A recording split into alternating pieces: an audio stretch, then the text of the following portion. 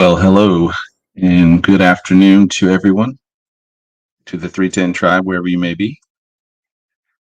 Pray that God has watched over you and kept you safe this last few weeks and has blessed your endeavors um, in sharing the gospel and going out and being the salt and light in the world in your communities in particular. If you could give me a thumbs up, let me know that you can hear me and see me. Let me get my chat room set up here.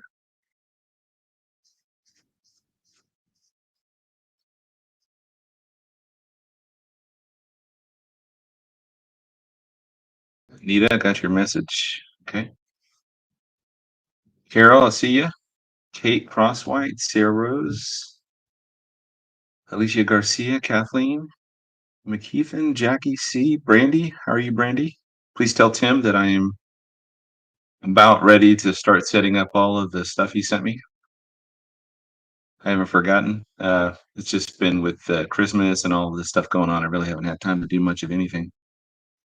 All right. So you guys can hear me and see me. Great. Hey, Diane. Good to see you. I saw Dan on here earlier. I think my friend John's going to be joining me. Ren, Annette, Buffy, Gloria. Here's your chance. Tina, Tammy. Hello to everyone. Um, yeah, John, it was good talking to you the other day. To do it more frequently. Um, I certainly enjoy our conversations. Only Jesus Saves, Shandy, Trish, Await Him, Deanna, and I missed somebody up here. Let's see, Kat, Lisa Nelson,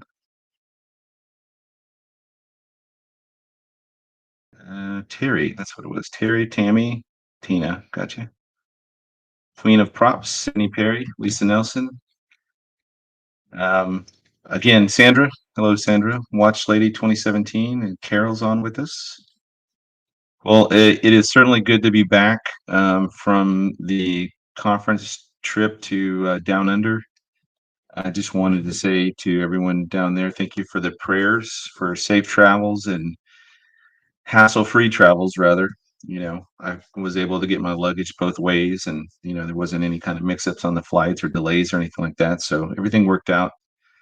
And in Australia, we had, I believe, somewhere I don't know because I didn't have my eyes open at the time, but we had about 7 or 8 professions of faith at the end of that. So praise God for that. It was that was, that's why we do those things. And it's not, I mean, obviously we want to go there to um, encourage the fellowship and build those networks down there so that the believers there in those communities, know that they're not alone and they can certainly a lot of networking did go on over there amongst the remnant fellowship. And then, on top of that, getting the message out that the Lord laid on our hearts. And thankfully, the way that, when the Lord's on top of this or in this movement, none of our messages conflicted or it was all like everything kind of flowed together as it should. And, I want to say again, a thanks to Brandon and Billy and Tom and Mondo and Ken and John. It was certainly a wonderful time there, both in Australia and New Zealand, and we had a great fellowship with each other, and just it was a good time, and it was my first time speaking overseas like that.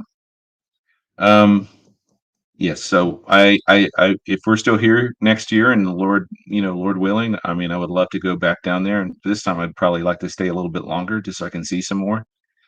But the only complaint I had really is that we were kind of pinched for time. So by the time I got there, I really had only one day off on Thursday, and then boom, it was straight into the conference. And then Sunday we left, and then we arrived in New Zealand, had the conference on Monday, and again we left on. I left on Tuesday, so it was pretty busy the whole time, just kind of constantly going. So just as I got over the jet lag, I was heading back to the States.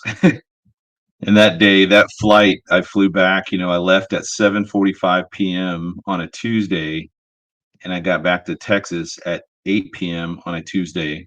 So, I guess I was going backwards in time through the time zones and my day ended up being like really long, like 28 to 30 hours, maybe. I don't know. It was definitely longer than a day.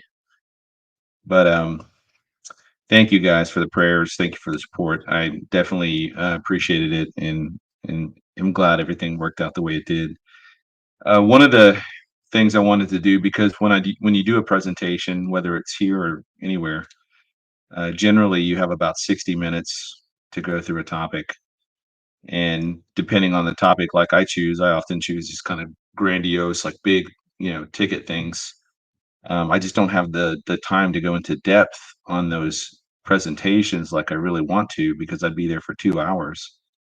Um, and those things are always on a time schedule, and we've got other speakers waiting to go, and then you've got the facility, if they're renting the facility, and you might have to be cleared out of the facility at the end of the day at a particular time. So you definitely just you don't have as a lot of time to do the in-depth teaching that I like to do. So I figured I would take the presentations that I did there, and then I would break those up over the next few weeks and kind of go through those slides here, and I'll show them on the screen and everything, and kind of just talk through them in the same manner that I would have done there had I had the time. So, but before I do that, I want to just mention what's coming up. As far as interviews go, I have an interview with Gary McKibben. He's a pastor out of Ireland, I think Belfast, Ireland. That'll be not tomorrow, the 14th, around 1 p.m. And I'm not entirely sure if it's live. I think it might be live, but be looking for me to post a link on that around 1 p.m. on Wednesday with Gary, Pastor Gary. And then on the 20th, I'll be on with Lee Brainerd. That will be at 8 p.m. at night, Central Standard Time. And then 22nd of February, I'll be on with David Fiorosa, and that will be at noon. And then the 29th of February, I'll be on with Kurt Reed, and that will be at noon as well. So that'll be, I think, noon, whatever time zone Las Vegas is on. I think that's Mountain Time. And correct me if I'm wrong. Hello, brother Chooch. Um, and I want to say up front, thank you to the moderators. I always forget at the end, but if there's any questions that come in, just put them over onto the Telegram chat, and you guys should know how to do that. Let's see what else. Oh, upcoming conferences and speaking engagements. Colorado, I'll be speaking at a church with Lee Brainerd on April 6th and 7th. Or I think it's just the 7th, but we're arriving on the 6th. It's in Colorado. I'm not entirely sure. I've got to find out the exact location, somewhere in the vicinity of Denver, I think. And then April 11th, that next weekend, I'll be in Oklahoma, at Guthrie, Oklahoma, and I will be getting there on the 11th. Let's see what day. So that's a Thursday. I'll probably get there on a Thursday, and then I think the engagement is Friday and Saturday, if I'm not mistaken. So that's going to be myself, Mondo Gonzalez, Lee Brainerd, and Ellie Marzulli. And then I'm coming back home on the 12th or 13th. And then we have in May the 4th, is in Mississippi. That'll be Sheridan, Mississippi, or it's in to look for the Flowwood Sheraton. I think the town is called Flowwood. It's in the vicinity of Madison, somewhere in the neighborhood of Madison. And that will be in Mississippi on the 4th of May. That'll just be a one-day event. That will be with myself and Jeff Kinley, and then Chris Goutier and his wife. So the four of us will be kind of speaking throughout that day. And the wife is an excellent singer, so she'll be providing the music there. And then last but not least is the Prophecy Watchers in Colorado Springs, and that will be in June. I want to say that's the 27th through the 30th of June, and that will be in Colorado Springs. So if you're in the Colorado area in that time, I will be there with, I'm sure, probably dozens of other speakers. So, anyways, so that's that. That's the kind of the announcements. I did have some interesting thoughts from my trip in Australia that I just wanted to put out there before I got too far. Let me see if I can find it here. Um, Australia. I don't even know if I can find it. I'm sure I have these like on my phone. I have that like that notes app or whatever. I always put all my notes. Anytime I think of something, I'm always kind of just putting it on here, and then I can't find it after a while because there's so much stuff. But I some of the things I just kind of takeaways from for me personally, and I was joking about it, in Australia was that you go to a restaurant there, you can't get an iced tea. You can get a Coke, you can get water, you can get beer, you can get wine. I mean, any drink in the world you can get, but you can't get iced tea. And that's so different for me being here in Texas and at least in the South. I mean, anywhere you go, I don't care what kind of place it is, you can at least get iced tea. So that was kind of a shock for me. And then think some people did bring some iced teas, the bottled iced teas you buy at the store. And I appreciated that. And then, I've always talking. The second thing was in New Zealand. Um, the day I show up, I think Wendy or one of the ladies there had organized that somebody had a bacon and egg breakfast burrito ready for me to go that first morning, like within like 5 minutes of getting there. So that was awesome. And then the music, uh, the music there in New Zealand was provided by a family, and they lived. I want to say they lived a few hours south of there, but it was like bluegrass, the old hymns. I mean, they had guitarist, banjo. I mean, they had everything up there, and it was amazing. I wish I'd just go watch them for hours and hours because they played all the old and goldies, the good hits, the good hymns from the old days, and I really had I really was blessed by their music because I like the old hymns. And anyway, so one of the things I noticed, aside from driving on the wrong side of the road that they do in both New Zealand and Australia, and I guess in England, in Great Britain, and Ireland, and all this, I guess those countries, was I also walked on the wrong side of the sidewalk. So when you're walking down the sidewalk, I'm just used to being on the right side and going, depending on which direction I'm going. And I always found myself kind of running into people. And then I realized I was like, man, not only does it apply to the road, but I guess it applies to the sidewalks as well. So that was just a little thing that I noticed. Um, so walking on the wrong side of the sidewalks. Um, there was I guess in both places, and I don't, this is not necessarily unique to Australia, New Zealand. You walk around anywhere and you just get the sense that most people in the world, you know, are just going about their lives. It's not really, the end of the world, the last days. None of that stuff is really a factor, at least, from a casual observation. And then another thing was, we went to the gym one day, and Brandon's guys, his team, and I don't know if not Billy, if Tom's one of his guys. I think it was just Brandon's guys like to go to the gym a lot. And so we found a gym pretty close to the hotel.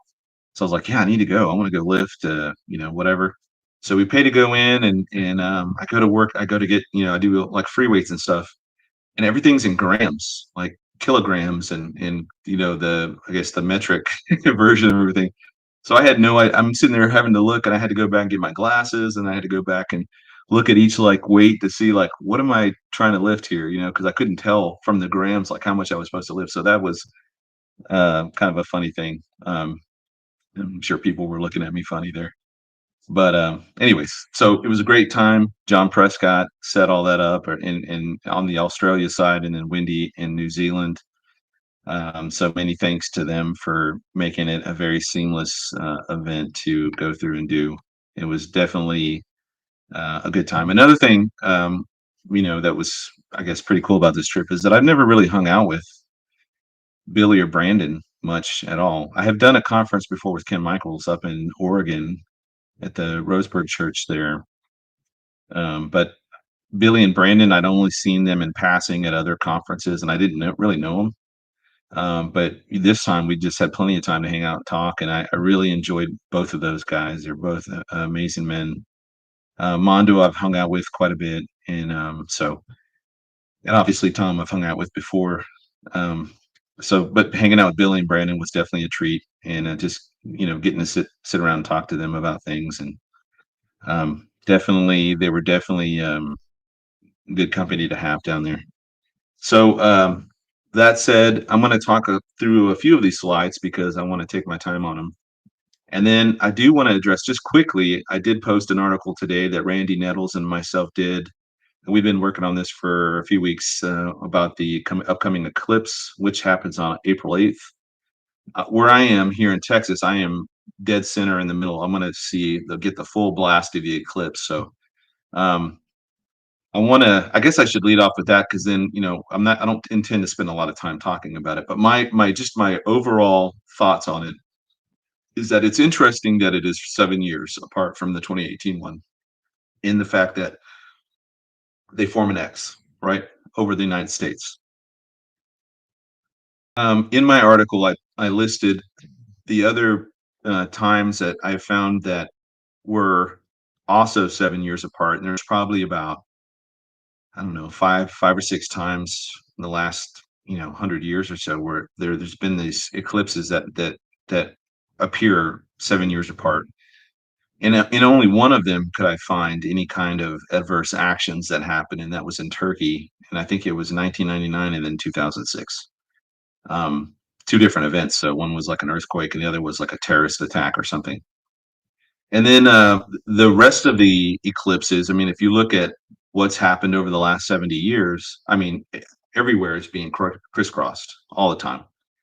So for me, I don't necessarily ascribe a lot of prophetic.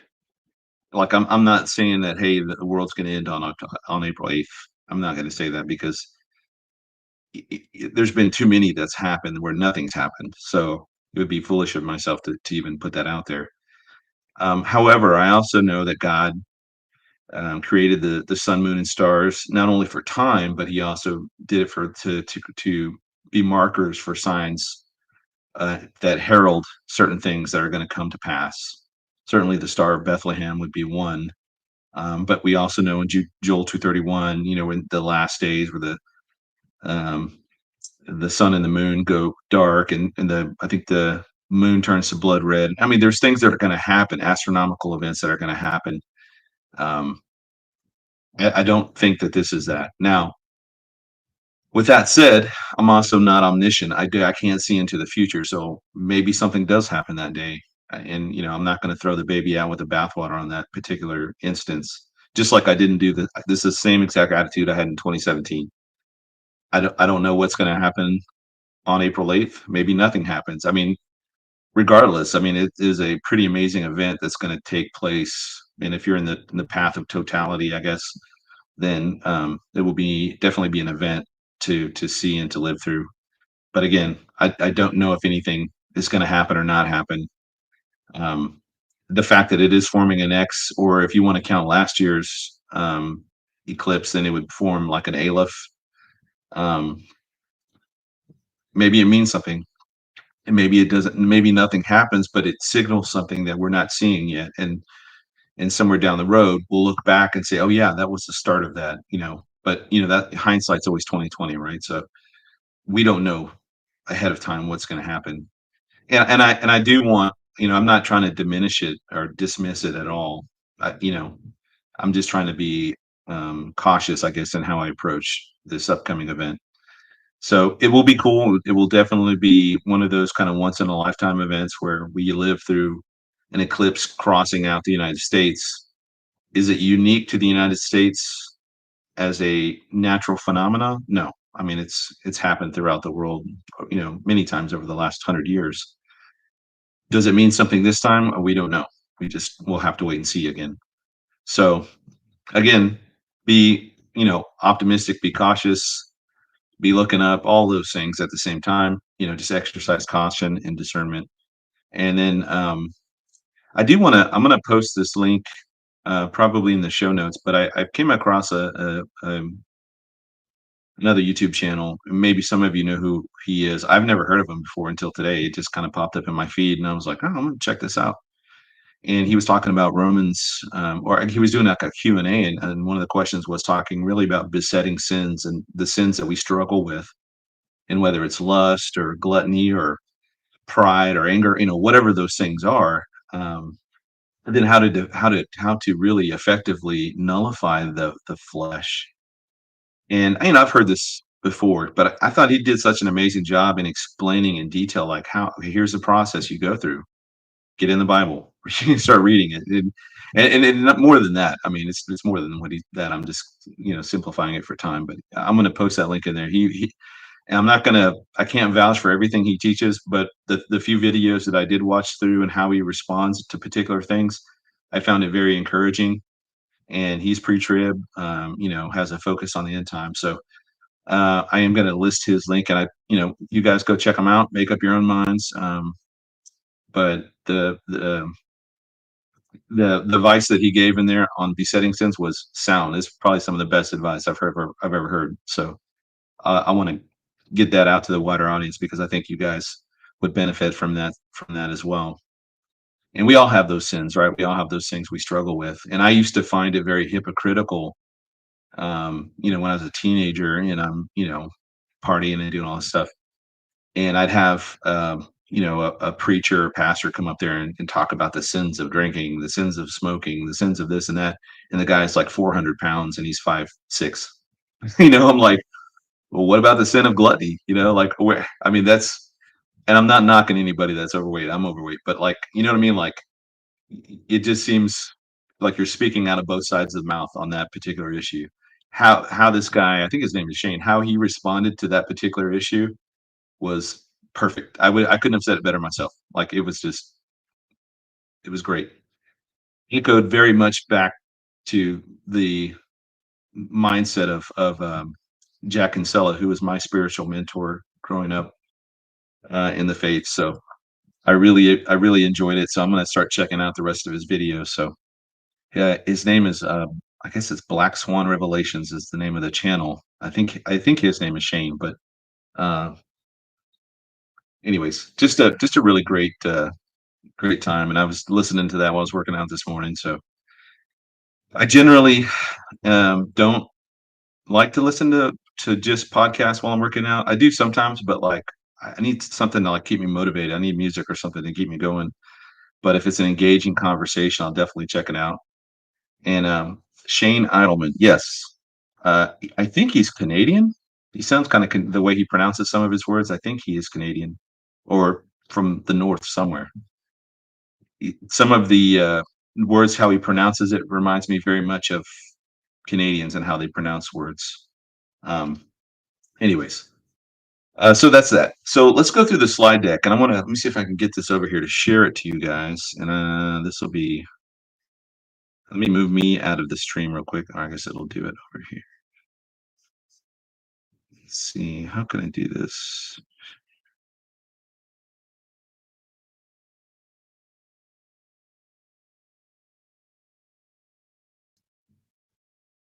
Screen. Okay. Let's see. Window. Okay.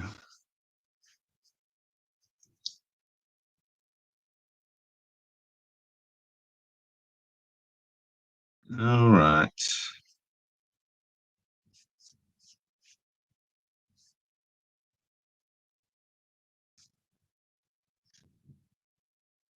Tab.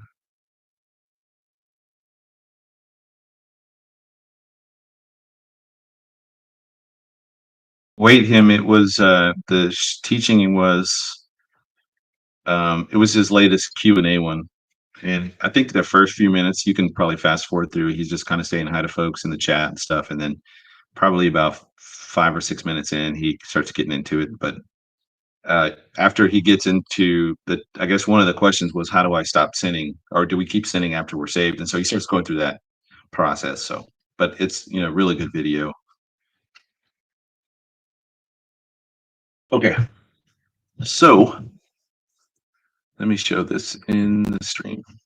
Here's the presentation I did in Australia, and then I did this one here in particular in New Zealand. So this was more of a modified version where I kind of blended both presentations I did in Australia. Since we were only speaking once in New Zealand, I kind of took some of the high points from both and put them into this. So, um, Ghost in the Machine really, if you think about the term, I guess it goes way back to like if some philosopher was talking about it at some point, talking about the soul and the body or whatever.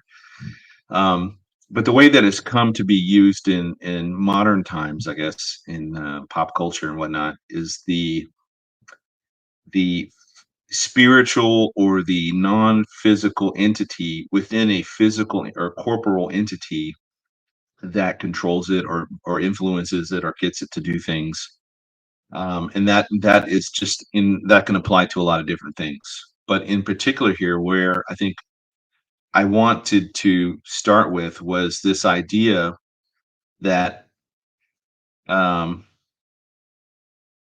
things th- things are wrong. Things feel wrong in the world. The world feels broken, and I think Christians for a long time who have been at the receiving end of persecution and tribulation and things like that obviously would say, yeah, yeah, no duh. I mean, it's been broken since Adam. Yeah, and I get that, right?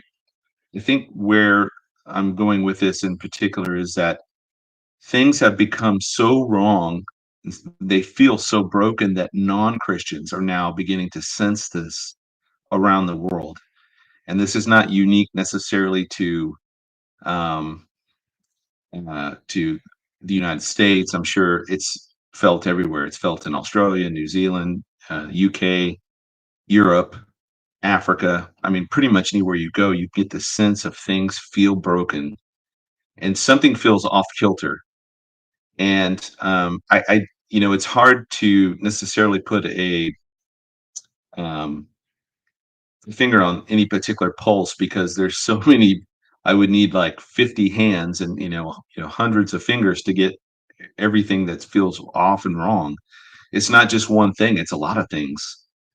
And it used to be back in the day, and I say back in the day, I mean like say 30, 40, 50 years ago and earlier, there were places in the world that were relatively safe. I mean, you could leave your car unlocked, you could leave your windows open, I mean, there wasn't any type of, the threat wasn't there, whether, we're talking about criminality or terrorism or whatever.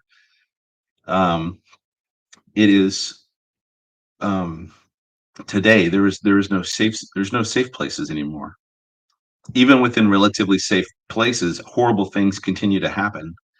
And you might live in a great neighborhood, and then one day you see ambulance down the road with police, and they cordon off the house and yellow tape and all that, and you come to find out that the husband killed himself or killed his family and then killed himself. I mean, like, just things like that are happening all over the place. And that's just an example, but I mean, this is writ large across every country. It just seems like things are exponentially getting worse and worse and worse. And now you have very well-known, famous people on huge platforms beginning to say out loud what many people have been thinking quietly for a long time. Things feel off. Things feel out of off kilter. They feel just wrong on a lot of different levels. And I think there's this growing sense of cognitive dissonance that the world, or at least the powers that be, are projecting this image of how they say the world is, and then the people that are living there in it saying, no, that's not how it is at all. And there's this growing divide between what they are projecting as real versus what we know is real. And a great example of that is with just recently, Gavin Newsom was on some kind of Zoom podcast or broadcast with, I don't know, staffers or whoever.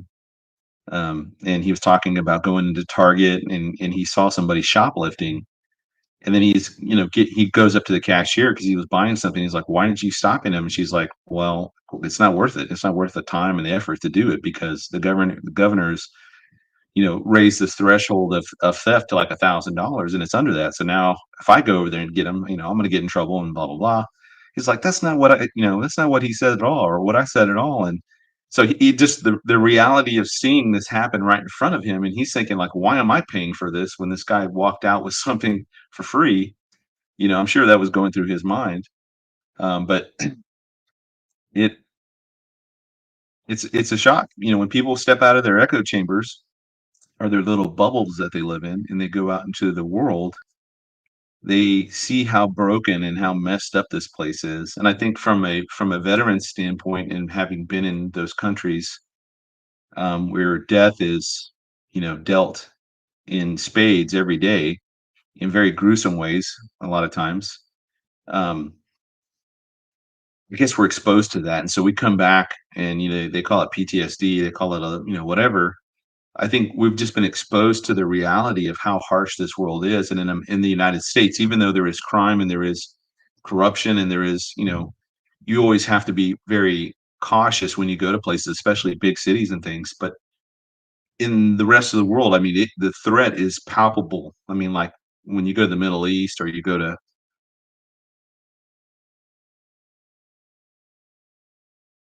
it's palpable. You can feel it, you can smell it in the air, you can taste it. It is, it's unnerving in a way, right? And so I think this is this idea that we sense this going on in the world, and it's not simply just the threat of violence or crime or whatever. It's the endemic corruption that is throughout pretty much every level of every government. It is the um, swapping, I guess, or the transferring of um, tried and true norms that have helped man survive millennia.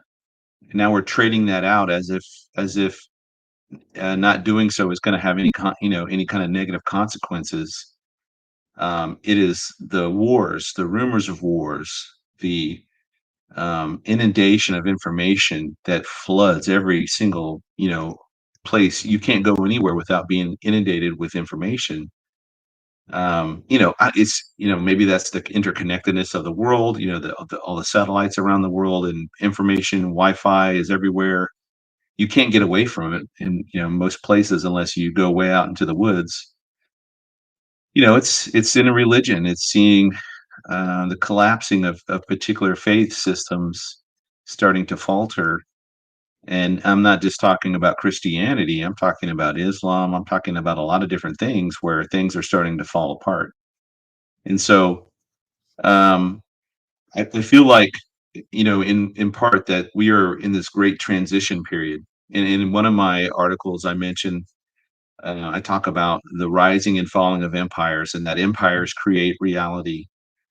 And it's not so much that empires rise and fall, but it's always the really disturbing times is when you're in that transition between one empire who creates this reality and its decline, and you have another empire that's rising, that's creating a new reality, and you're kind of in that in between place where one world's falling apart and the other one's rising up. And I feel like we're right there in that right now, and we're at the tail end of the American empire, or at least the world order led by the United States, which is the way it's been since the end of World War II. And now we're seeing this multipolar system arising out of there, but it's multipolar in the sense of its heads. It's like a hydra, if you will, many heads, but it's connected to one body, right? So they all have one purpose, and this one purpose is then to create some overarching system run by a global elite. And we would talk about like an oligarchy, where you have in a select group of leaders, leading from one place, and then everybody else is subservient beneath them through all the different facets of technology, education, religion, entertainment, etc. Everything answers to them. So, with that said, and then from there, I played a video which you guys, I think you've seen before. If I'm not mistaken. This is the one. This is from the Army's psychological warfare operations group, and it should play. Let's see here. This is a. Can you guys hear that? Give me a thumbs up if you can hear it.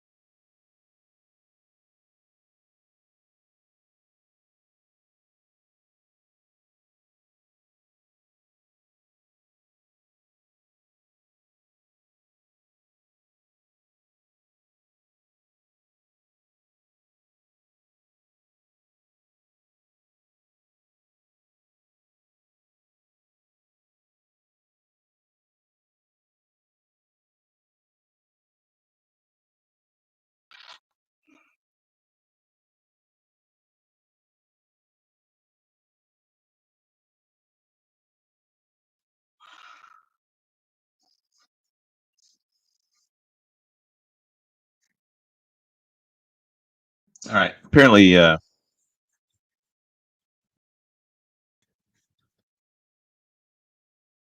wasn't any sound on this. Let's see.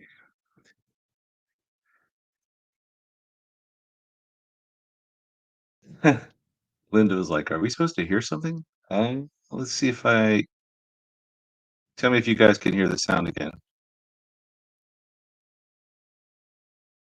Can anybody hear this right now? If you can't, I'm just going to link it below.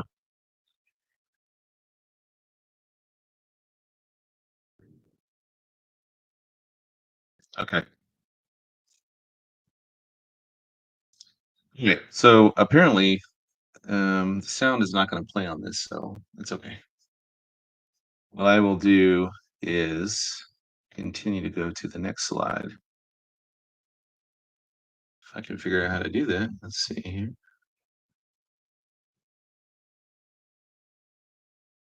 So yeah, that's a Army's Special Operations Command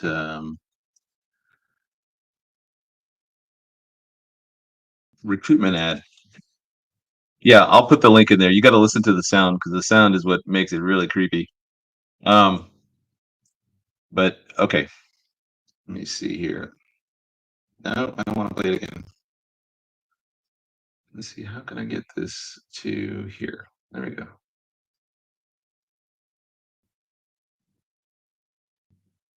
All right. Sorry, my mouse is engaged in other things right now, so I'm having to use my mouse pad. Okay.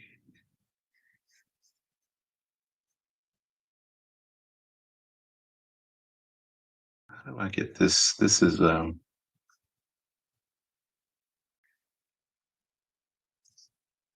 this is frustrating. Let's see.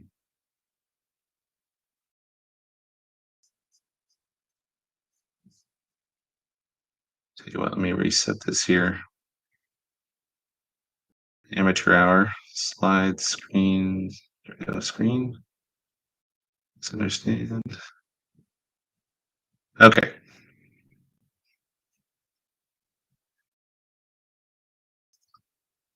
All right. So now that we're back on there,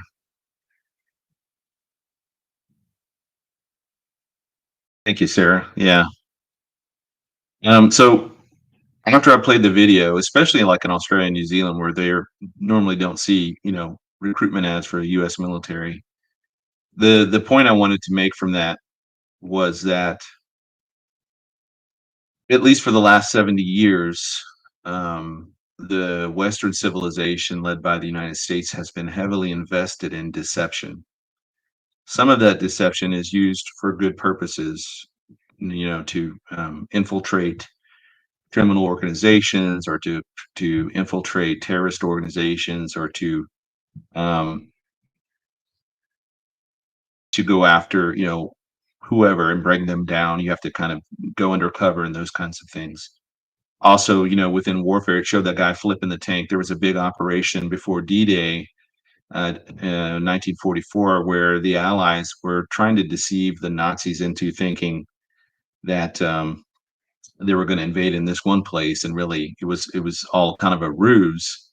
And it had the Germans focused on this one area, and then they invaded in through Normandy and the other locations there, Omaha Beach and whatnot. So there are times when deception has its purposes in terms of conflict, war, whatever. But it's become so endemic across every sector of our world that it's hard to know what to believe anymore. And I pointed out the fact that the United States has, uh, above any nation that's ever existed, we have perfected the art of war in every domain. I mean, the Romans were great during their time, and they achieved a lot based on their military structures, their formations, how they fought, etc. Genghis Khan and the hordes, and when they came through, they had really became the experts in mounted warfare on horseback and shooting and arrows and all that kind of stuff. And they could they could conquer twice the size of the Roman Empire, right? But the United States has perfected warfare in every domain, and whether we're talking about land, sea, air, the United States has really dominated in those places, and they've even now moved into places like cyberspace, subterranean warfare, um, uh, space command, fighting in space. And that doesn't mean like Star Trek or Star Wars or anything like that. That means like that there are so many satellites and so many things floating above the Earth right now that there's really, if one satellite were weaponized and used to take out other things, I mean, it could be catastrophic to our nation. So getting a handle on space and all the things outside of our immediate atmosphere is the focus of Space Command. And so everybody thought Trump was silly for doing that, but really it's something that should have been done a long time ago. Um, the Air Force had been kind of doing double duty, both in terms of providing lift and attack assets for the ground forces and for support around the world for operations. And they also had somewhat limited um, attention that was given to things in space, satellites, so forth. But now, the space needed its own, because it's so vast and there's so much to what's going on out there. It needed its own kind of special focus. And my point is that the United States has perfected these forms of warfare to the nth degree above any other nation that's come before it. And if we can perfect the art of deception, and it's getting worse by the day with deepfake technology and with all sorts of things that it's hard to, when you post a video of something, like there was a guy that posted a video of the aliens in the mall in Miami, and you couldn't even tell. I mean, to me, it looked real, you know. But if you talk to somebody that does a lot of photoshopping and works with videography and does, cuts in things and does, all that kind of work, he could point out and say, yeah, that's a very good fake, but it's a fake. Like he could see the little telltale signs on things. So the point is that it's becoming harder and harder to distinguish what is true and what is not true, especially when it's online. But the one domain that neither the United States nor any other nation has really delved into is the spiritual domain, and that is the domain that is going to be dominant here as we move forward in time. It is going to be the dominant domain that takes over and takes precedence regarding every other action that happens, right? Because as I believe, as the closer we get to the end, the thinner that veil, like if you want to call it a veil, between the physical world and the spiritual world gets. We're getting exposed more and more and more to UFO sightings, alien appearances in places. And no, we know that they're not aliens; they're fallen angels bent on deception. But it's becoming way, way more common these days for these. It's like every day now things are happening. And finally, Congress took the briefing, and I think in 2019, and they've stood up another office there to deal with all of the sightings that they're having, especially around sensitive military sites and restricted airspace and things like that. But you've got guys flying in jets who can't even approach keeping up with these aircraft, and so they're in, regardless of what they are, they pose a national security risk. Whether it's human, or it's a foreign adversary's technology, or if it's extraterrestrial technology. And what's interesting is that the terminology is even changing as of late with regard to, they're not necessarily calling them extraterrestrial anymore, or, these are things not of this earth. They're calling them ultra terrestrials. So these are things that are able to transcend, or uh, transfer through, or be able to go back and forth through different dimensions, different realities. And that's really that term ultra terrestrial means, is that they are not bound to this particular reality. So that said, I believe that's the domain that is going to become preeminent, especially after the rapture. I mean, the second the rapture happens, the pre-tribulation rapture, from then on, it's going to be game on. I mean, I've said this numerous times over the years, that 1 second after the rapture, I mean, before the rapture, things are going to be normal and natural, and then 1 second after, it's going to be abnormal and supernatural, and that's the way the world's going to go forward. So I think we're getting, you can call it desensitized, you can call it whatever, conditioned, but we're getting used to seeing these things happen with such rapidity now, that it, and frequency, that it doesn't seem shocking anymore. So maybe that's the purpose of it, that get people used to these things appearing. And so if you think back to the 20th century was largely um, nestled in like very secular humanistic ideas, whether it's Darwinian evolution or the Big Bang Theory or um, humanism, hedonism, materialism, scientism, all the different isms out there.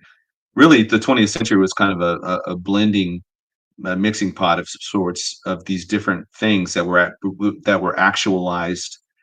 So in the 1800s, these things were brought forth as philosophical theories, right? Under Karl Marx or Charles Darwin or Sir Francis Galton and Charles Lyell and these other guys who brought out these ideas. But in the 20th centuries, these were actualized, and put into practice through different governments. So whether we're talking about Vladimir Lenin, who during the Bolshevik Revolution introduced, communism, Marxist communism into um, what was then Russia, now becomes Soviet Union. We see the fascist movements happen in Spain, Spain, Italy, and in Germany, with the different things leading up to World War II. We've seen communism that got a bad rap right around the 1930s and 40s, and that began to go underground, and then it came back out as cultural Marxism, and we see that introduced to the Frankfurt School through guys like John Dewey, Aldous Huxley, and other guys that were proponents of this, that believed in it in terms of a system that was superior to, say, free market capitalism. And then that goes forward, and it starts spreading throughout the schools and through academia. So, um, it starts in, say, a seminary or university, and then from there it goes to a person becomes not inundated, but ingratiated into this idea of, say, socialism is good in a roundabout way. And then they graduate from that college, they go down to the high school level, and they begin teaching, and they begin to incorporate this teachings into their own teachings. And then it just keeps going down from there. So we're now we're seeing the fruits of this starting to bear. We're starting to see the plants come up and the bear fruits of this plantings of socialism and postmodernism for the last 60, 70 years are starting to happen all in this generation. We're seeing the evidence of it. I mean, we're to the point now where you have a Supreme Court justice who can't define what a woman is. You have um, corporations, you have government officials of every stripe and flavor.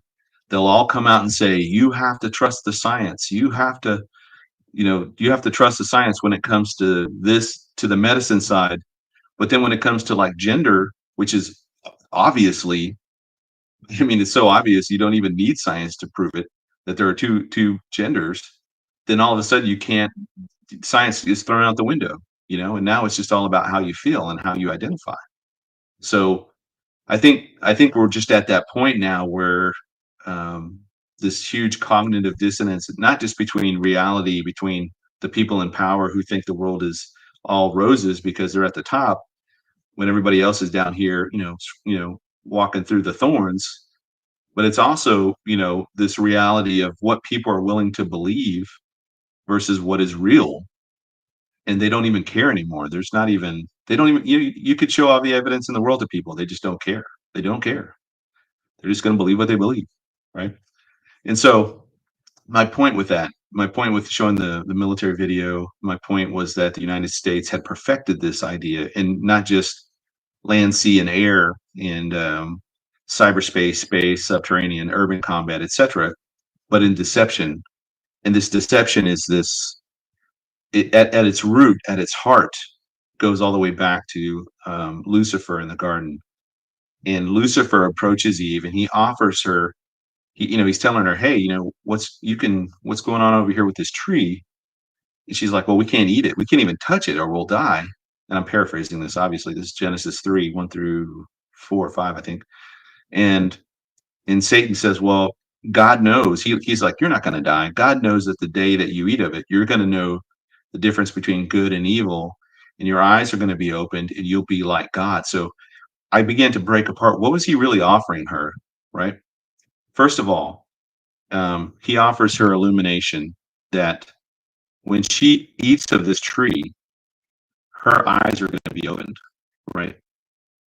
And this idea of illumination has been incorporated through pretty much every secret society, every cult, every um, paganistic philosophy, religion, whatever. This idea of secret knowledge, and you'll be able to get your eyes, you'll be able to see with your third eye, you'll be able to see into the other, domains, dimensions, etc. So he's offering her something, but in reality, what was he offering her? She already had everything. I mean, everything was perfect. She communicated, face to face, presumably with her creator, same as Adam. God put them in this perfect place. They had everything they needed. So really, Satan wasn't offering her something that she didn't have. She already had this. Let's see. He says, he offers her the knowledge, this forbidden knowledge of knowing the difference between good and evil. But she already knew good. She was inundated with the good, with the perfect. So what was he really offering her? He was just offering the evil. And this reminds me of those magicians that came against, I think it's Janus and Jambres, who came against Moses in Pharaoh's court. They could mimic his the powers that God was giving him and Aaron to do in front of the Pharaoh to demonstrate God's power. They could mimic his power to a point, but they couldn't go beyond certain things. And here, Satan is offering, okay, the good. Well, he's not saying this, but we know this. He's saying, yeah, the good, but let me show you the other side too. There's the dark side. So really, that's all he was offering her. And this idea, again, forbidden knowledge, has been inculcated through every secret society, every cult, every paganistic religion throughout history. And this is all what I'm going to show you. These are the three things that are like the bread and butter of all of those things that are anti-God, anti-Christ throughout human history. And the last thing, obviously, is this: you will be like God. So he says, and when you do this, you're going to be like God, knowing the difference between good and evil. Well, Adam and Eve were as close to, I'm not going to call them gods, little g's, but they were as close to that as anybody's ever been, because they were created directly by God himself, and they were made perfect. They lived in a perfect environment. They were immortal. They were in a state of innocence. Um, their knowledge, their ability to communicate with nature was probably unparalleled. So they had everything, and all Satan does is offer. He's like, you can be like God, and this is the same thing that got him kicked out of heaven in the first place. He wanted to be like the Most High. He wanted to have his seat above on the north sides, above the assemblies, etc. He wanted that kind of worship and praise. He's offering her this. Now, did she fully understand what was going to happen? No, obviously not. I mean, but again, she's coming from a state of innocence. She's not sinless in the sense that she can't sin. She can sin. She just hadn't sinned yet because of this environment God put them in. There was no cause for them except for this one issue, this one tree. Okay. So when we're speaking about how does Satan carry out this plan? So we're talking about after the fall. We're talking about what happens after this. So obviously, Satan is not acting alone, and so I began to break down the. Let me get over here real quick. Begin to break down the how this all plays out necessarily with regards to his his ability to influence and impact the world. So on the first level, the spiritual domain, you have the spiritual forces. Now, Paul lists these out in Ephesians 6:12. He says that they are, these spiritual forces are the created but non-human entities led by Lucifer, who is the chief fallen angel.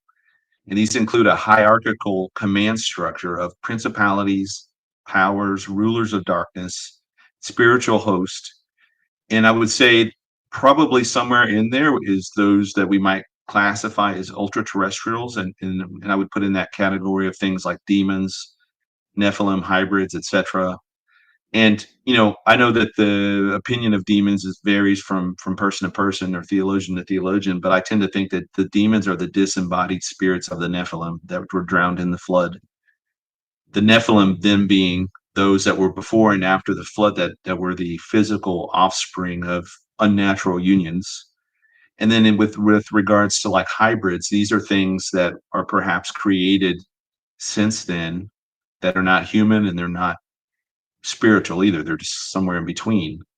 And they could be even, non-living things like systems that become possessed by a spirit or a force. So their domain is not in some shadowy smoke-filled cavern in the bowels of hell. I mean, that's where Hollywood likes to portray them. But in reality, they're in the sky above us and all around us.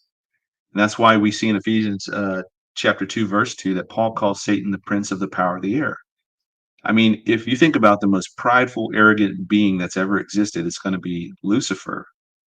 And he is not going to put his throne down in some smoky cavern. His throne is going to be somewhere up high, above humans, because he sees humans at like we're insects to him. We're roaches. We're not even things worthy of consideration, but to step and to crush because we are so insignificant to him. And that's why I always find what's interesting about Satanists and Luciferians and these folks. They don't understand their position with him. They're like roaches to him. He's just going to use them to do what he needs them to do, and he's going to destroy them. Now, these wicked forces will find their full manifestation in the kingdom of the beast during the 70th week of Daniel. And so this is the final 7 years that is being constructed right before our very eyes. Now, after the rapture, these forces will be unleashed upon the world, and the world will go from, again, normal and natural to abnormal and supernatural in an instant. And that's when the world is going to begin to feel the full weight and force of this dark forces. You have to excuse me, my dogs are barking in the background. Um, Now, this is just a theory, but we see a massive ramp up of demonic activity today. We should know that that should be one of those signs that's probably one of the more underrated signs. We know that something significant is on the verge of happening. So anytime throughout the Bible where there was a significant amount of demonic activity, there seems to have been something was on the verge of changing. So the first time we see this is in with the flood, the days leading up to the flood, or what we would call the antediluvian world.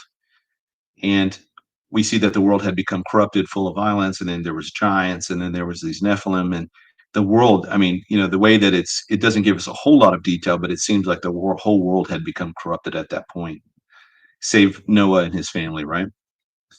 Now, the second time we see this really kind of massive ramp up of demonic activity was around the time of Christ.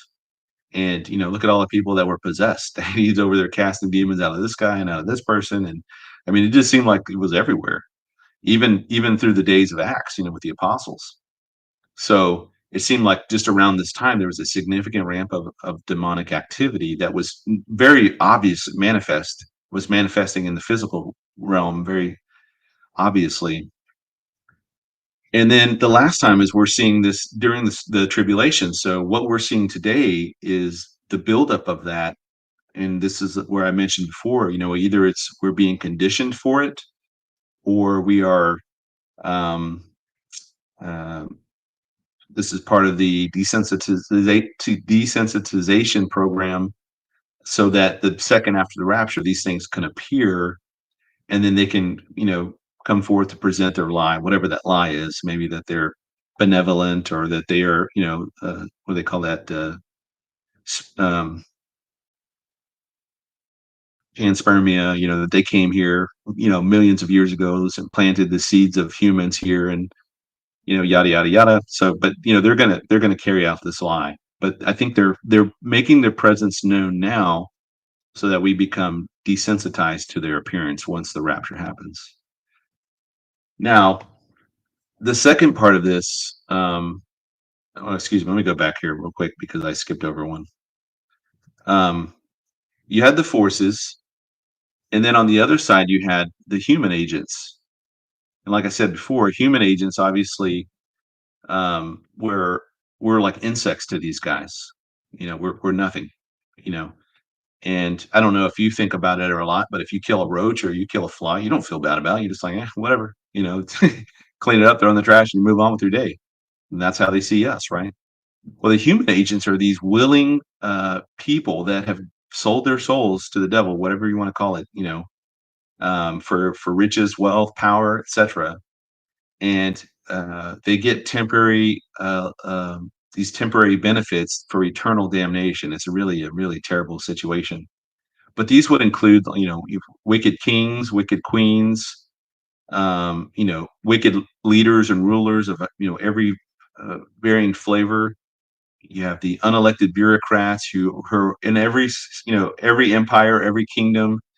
They just are always there in the background, and they're kind of promoting their own agendas.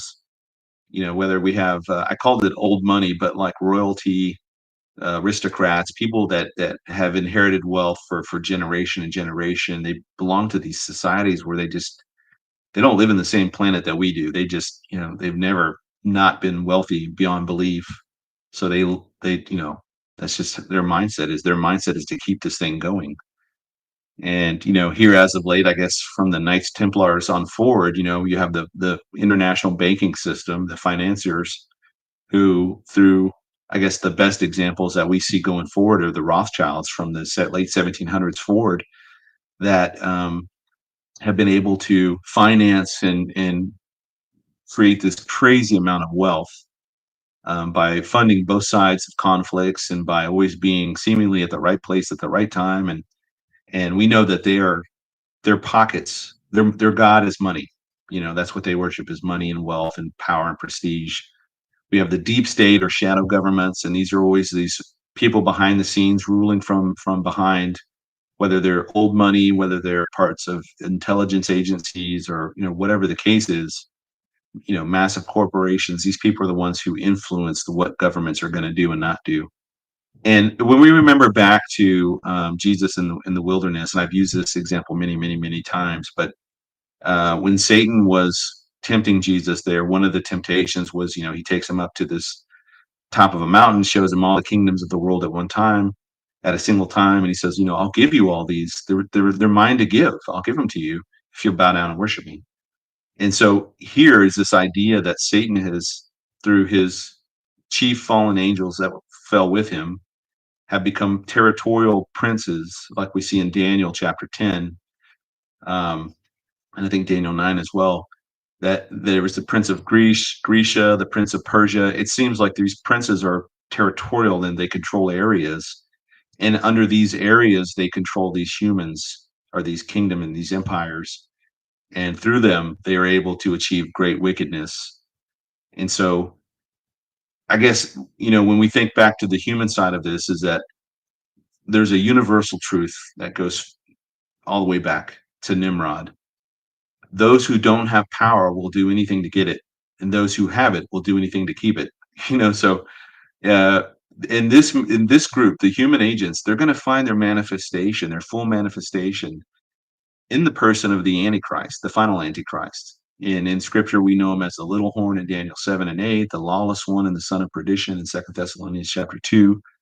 We see him as the rider on the white horse in Revelation 6, and we see him as the beast. He's the personification of the beast system in Revelation 13. And then he is accompanied by his uh, partner in crime or aide de camp, whatever, who is the false prophet. This is the manifestation. This is the full weight of wickedness consolidated into two people, really into the Antichrist, but also with the false prophet.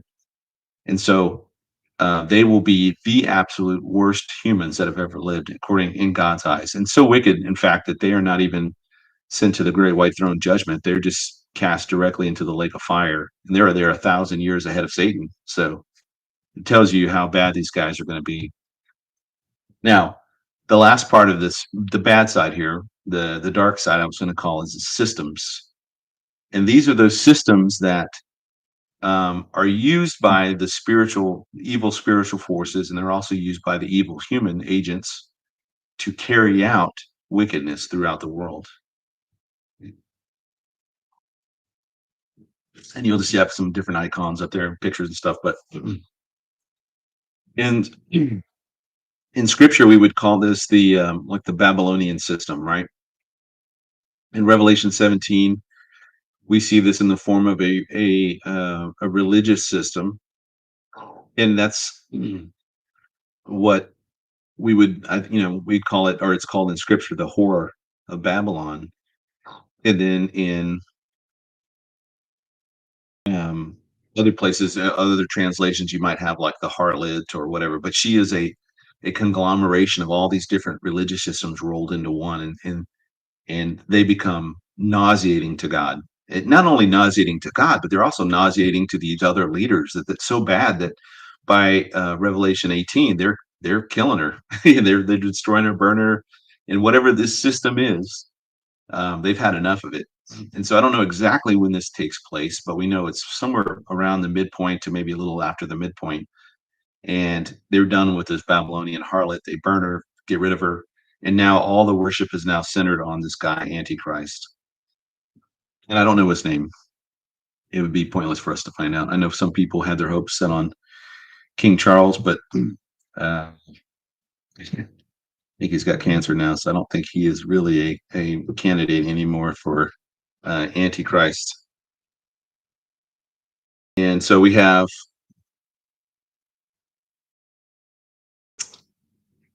give me 1 second here. Okay. We have the Babylonian system. And the one thing you can know about the Babylonian system that is, whatever it calls itself, whatever it masquerades as, you'll know that it has three components to it. And you can always you can skip past all the fluff and you can find out exactly, is this Babylonian or is this something else? And a Babylonian system is always anti-God, it's anti-Christ, and it's anti-Semitic. So it's always against God, it's always against Jesus Christ, and it's always against the nation of Israel and or the Jews. But you should see, I guess, those in kind of one and the same.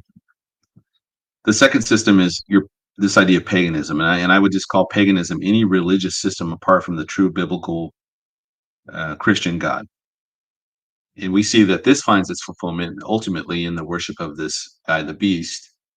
And ultimately, we have the harlot, the whore of Babylon, leads people to this point, and then she's discarded, and then all that worship then gets foisted upon this man, the Antichrist. And we start to see how this comes forward in this image of the beast that's placed, I guess, around the world that people have to worship. We see it in the mark of the beast, that once you take it, you're damned forever. We see this really carried out in those it separates people who follow him and people who don't follow him.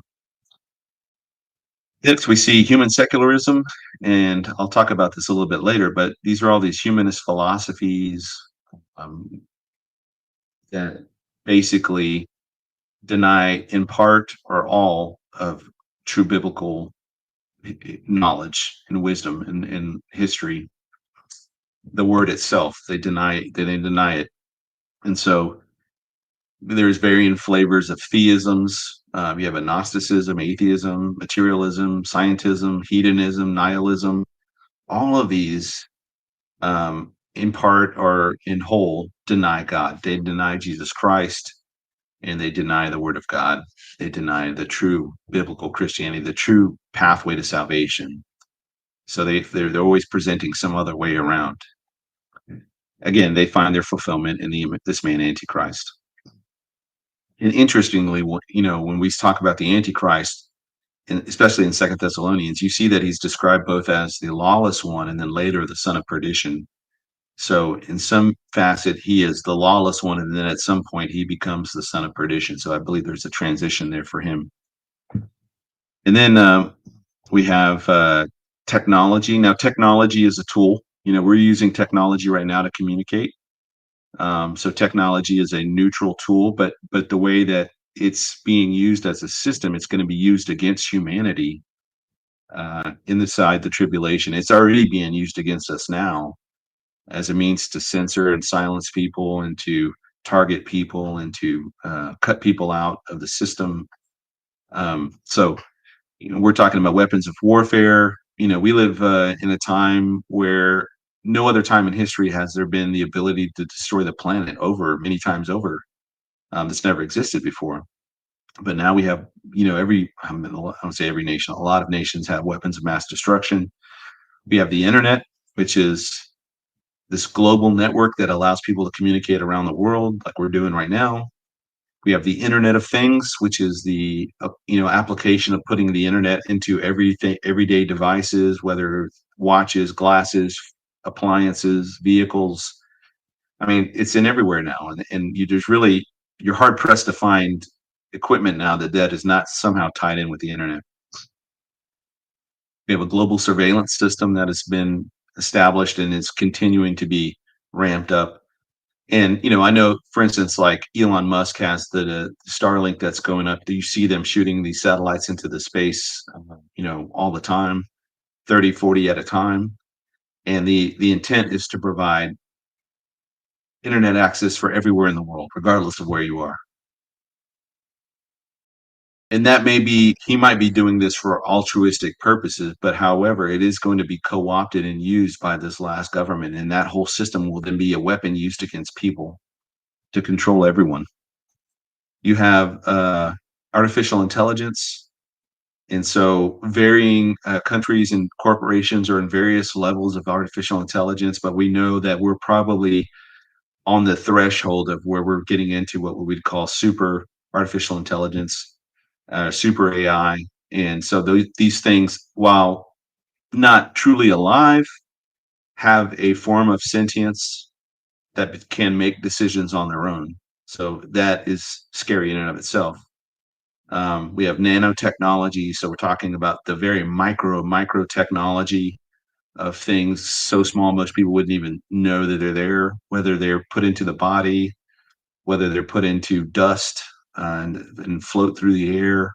I mean, these are all going to be tools that are going to be used against people trying to hide inside of the tribulation.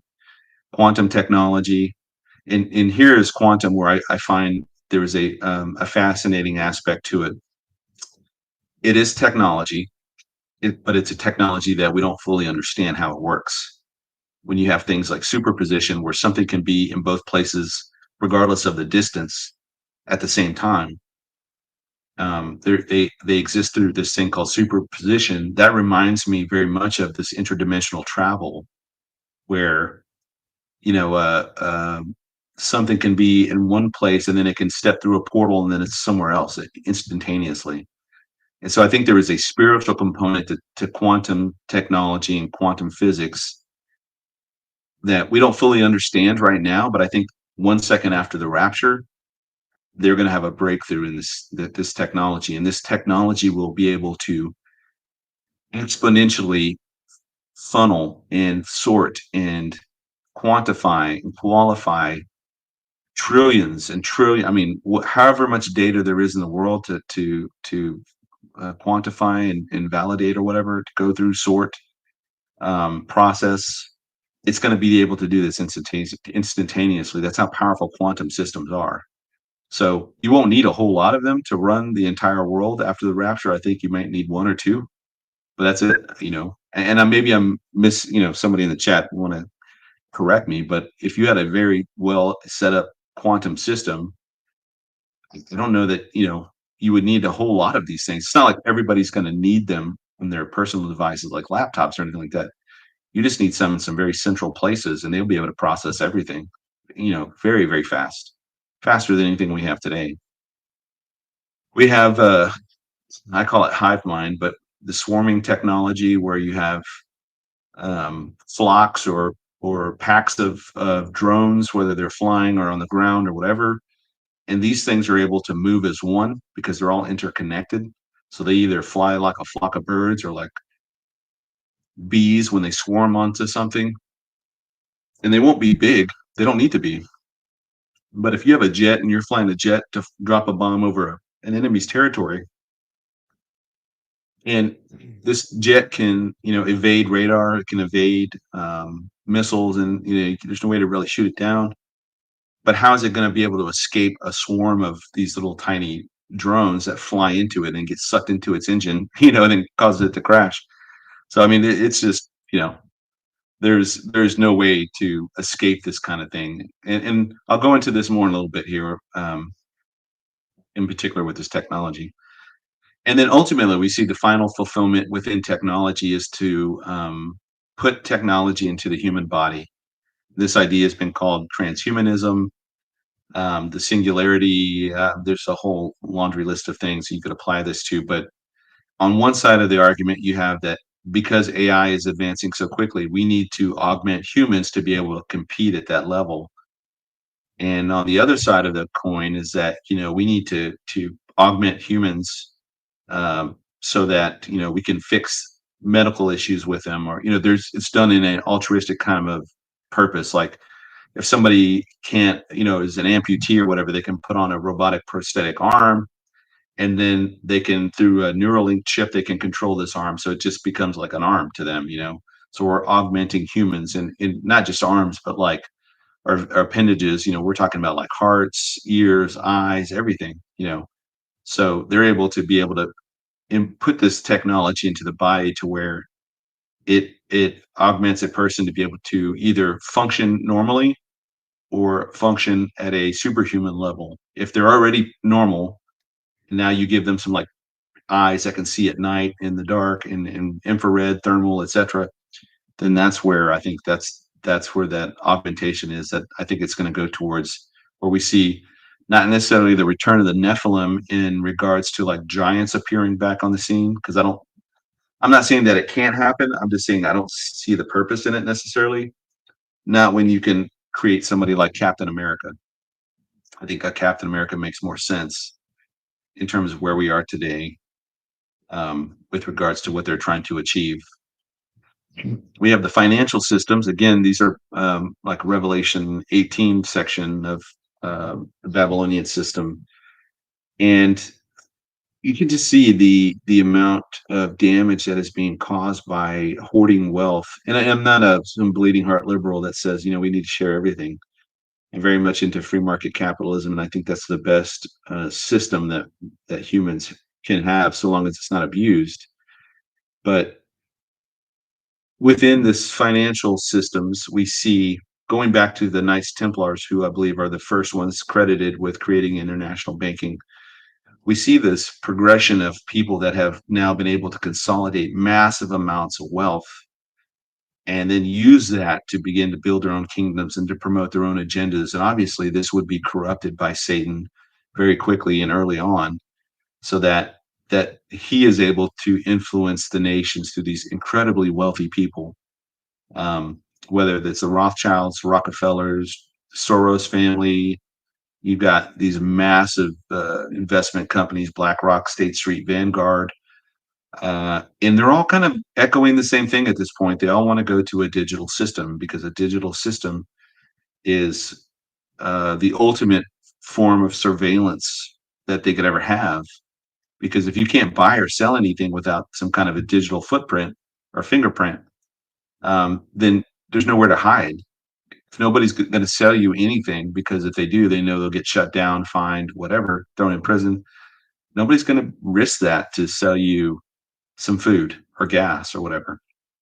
So it'll be the ultimate form. And then when you marry this technology up with, say, quantum systems, quantum technology that can process trillions of transactions in a second. I mean, there's you're talking about a system so powerful. There's going to be nowhere to hide unless God hides you. And then the last thing I wanted to mention here, with regard to systems in and of themselves, and how they've been used for nefarious purposes by Satan and his fallen angels, and then the human agents that worship him, is the tactics. And how do they go about achieving um, control, whether it's military control, economic control, political control. These are tactics and strategies that are applied to populations to achieve particular ends. The most obvious one would be the Hegelian dialectic, which we see over and over and over. You have predictive programming, or um, this process of desensitization, the revelation of the method. Um, and that revelation of the method really is they're going to tell you ahead of time what's going to happen, maybe through a movie or through something else, a book, or some type of slip of the tongue. When King Charles said, we'll have trillions at his reserve. He makes this kind of innocuous statement where you're like, what did he just say? And who is he talking about? And then nobody gets an answer to it. Um, it's this revealing of something beforehand to gauge public awareness of a particular issue. And if nobody really responds and they're kind of shrug their shoulders and like, they move on with life, then they've done their part. They've warned people. And this all goes back. This is all tied to occultic methods of you have to kind of stating your thing ahead of time. It's for karma purposes, and if people don't respond, well, that's their fault, and it's on them. And so they wash their hands of it and they move on. So some of the things gets caught out in the open. George H.W. Bush back in 1991 when he talked about introducing a new world order. And he knows. I mean, he was the director of the CIA. He knows that is a charged statement. That is a politically charged statement to be making as president of the United States. He knows. And same thing with his son, George W. Bush. When they use those phrases and those terminology, they know what they're saying.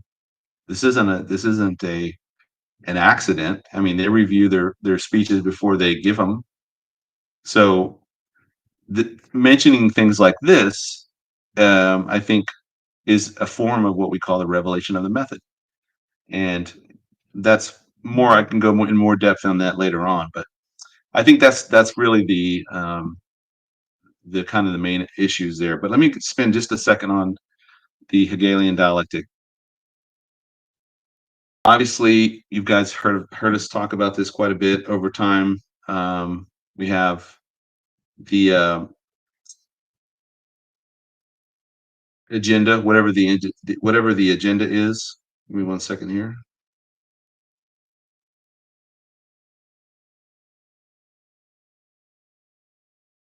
Um, and for example, for this particular instance, we're going to talk about there is a agenda is to create a global government allowing for a new world order in the form of a technocratic oligarchy. So the thesis then would be, okay, so how do we do this? What are we doing? The intentional transformation of a multipolar world into a singular global government, centralizing authority to consolidate all political decision making, i.e., with this technocratic oligarchy or the small group of elite rulers. Then you would have the antithesis. So you would, not we, but these people wanting to do this would then begin to incite and exploit global dissent to divide the masses and create or exploit crises. And by so doing, they tear down the old political models and solidify control over both the short and long term goals until people demand a change. And we can see this example with, weaponized immigration, the fact that the government refuses to enforce it at our border, and now the border's being overwhelmed. Ultimately, people are going to be demanding, hey, I need a wall. We need this. We need that. And so whatever comes out of this, whoever the president is, ultimately will be used against people. So they may build a wall. And then at some point, it may create a giant prison, in America. And people are going to be trying to get over that same barrier to get away, and not necessarily for us pre-rapture, but like maybe for those after the rapture. And then the last thing, obviously, is the synthesis. So when people demand that this particular change, in you could say school shootings or mass shootings or whatever, people demand gun control, then the government says, well, hey, here's this idea, let's take away all your guns, then you can't have this. Obviously, we know that doesn't work, but the powers that be, they present a global regional government as a solution to fix the crisis they created with a global government in mind. Now, you guys, we've talked about this before. I'm just going to kind of keep plowing away at this. So The last part, and I want to go back a little bit to tactics. And so I'm working on an article now called "A Revolution in Prophetic Affairs," and I'm still working through that one. Probably be out next week, I think. But I'm kind of fascinated by this idea of the jigsaw versus mosaic in warfare versus prophecy. So in the Q&A in Australia, we had a question that was asked about, is technology really 20, 30 years advanced where we are today, or does it just seem that way? Because they're not telling us anything. And I'm talking about DARPA and these groups that operate in complete secrecy, and we don't know what they're doing. So are they really that far advanced, or is that more hype than anything? And so I got to, diving into DARPA, and through this, I've seen this shift where they're introducing this idea of mosaic warfare. So what mosaic warfare means is that in the past you would have a let me advance this here real quick. Warfare was like a jigsaw puzzle. So each piece of the puzzle was specifically created to fit a particular place. And it only fits in that one place. It doesn't fit anywhere else, right? Whether that's a tank, a bomb, a jet, a particular soldier with a particular skill, a particular system, computer system, whatnot. And we were constantly on the catching up, because as soon as we would develop something, our enemies would come along and develop something even better that would offset that dominance that we once had. And whether it was through corporate espionage, or whether it was through reverse engineering or technology, whatever the edge we had was was lost, right? And a good example of this is, like, for example, um, the bow and arrow. When the bow and arrow were first created, um, obviously I'm pretty sure they probably very rudimentary. Well, they would have the advantage temporarily for a while, and then their enemies would figure out, well, I can make a bow and arrow, but let's make ours a little bit longer so we can shoot further. So then they make a longer bow and arrow, or a longer arrow, really, to be able to shoot. And then, this keeps going on and on and on until it reaches a plateau. And same thing with spears. The Greeks hoplites had they would form a phalanx, so they would form this kind of square, and they'd have these super long spears. And as they would move forward as a force, they could just wipe out their enemy, and they really had the advantage for a long time.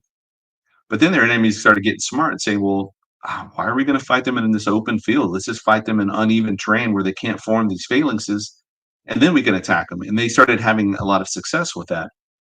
So whatever the technological advantages that a nation or kingdom, empire, whatever has through some type of new weapon system, it's always pretty short-lived. Now, mind you, I'm saying short-lived. We're talking decades to hundreds of years versus today, where that technology might have the advantage for a year or two, and then it's somebody else has got something better, or even less than that. So we see that on the left-hand side, you'll have the traditional battle lines. So on the left-hand side, in the blue, you'd have your friendly zone. Then you'd have your like the FIBAs, the forward edge, of battle area. Your flot there is the forward line of troops, and then you'd have kind of a no man's land in the middle, and then the other side you'd have the enemy, right? Well, now the enemy is everywhere. The enemy, even most of the time, doesn't even wear uniforms, so you're never.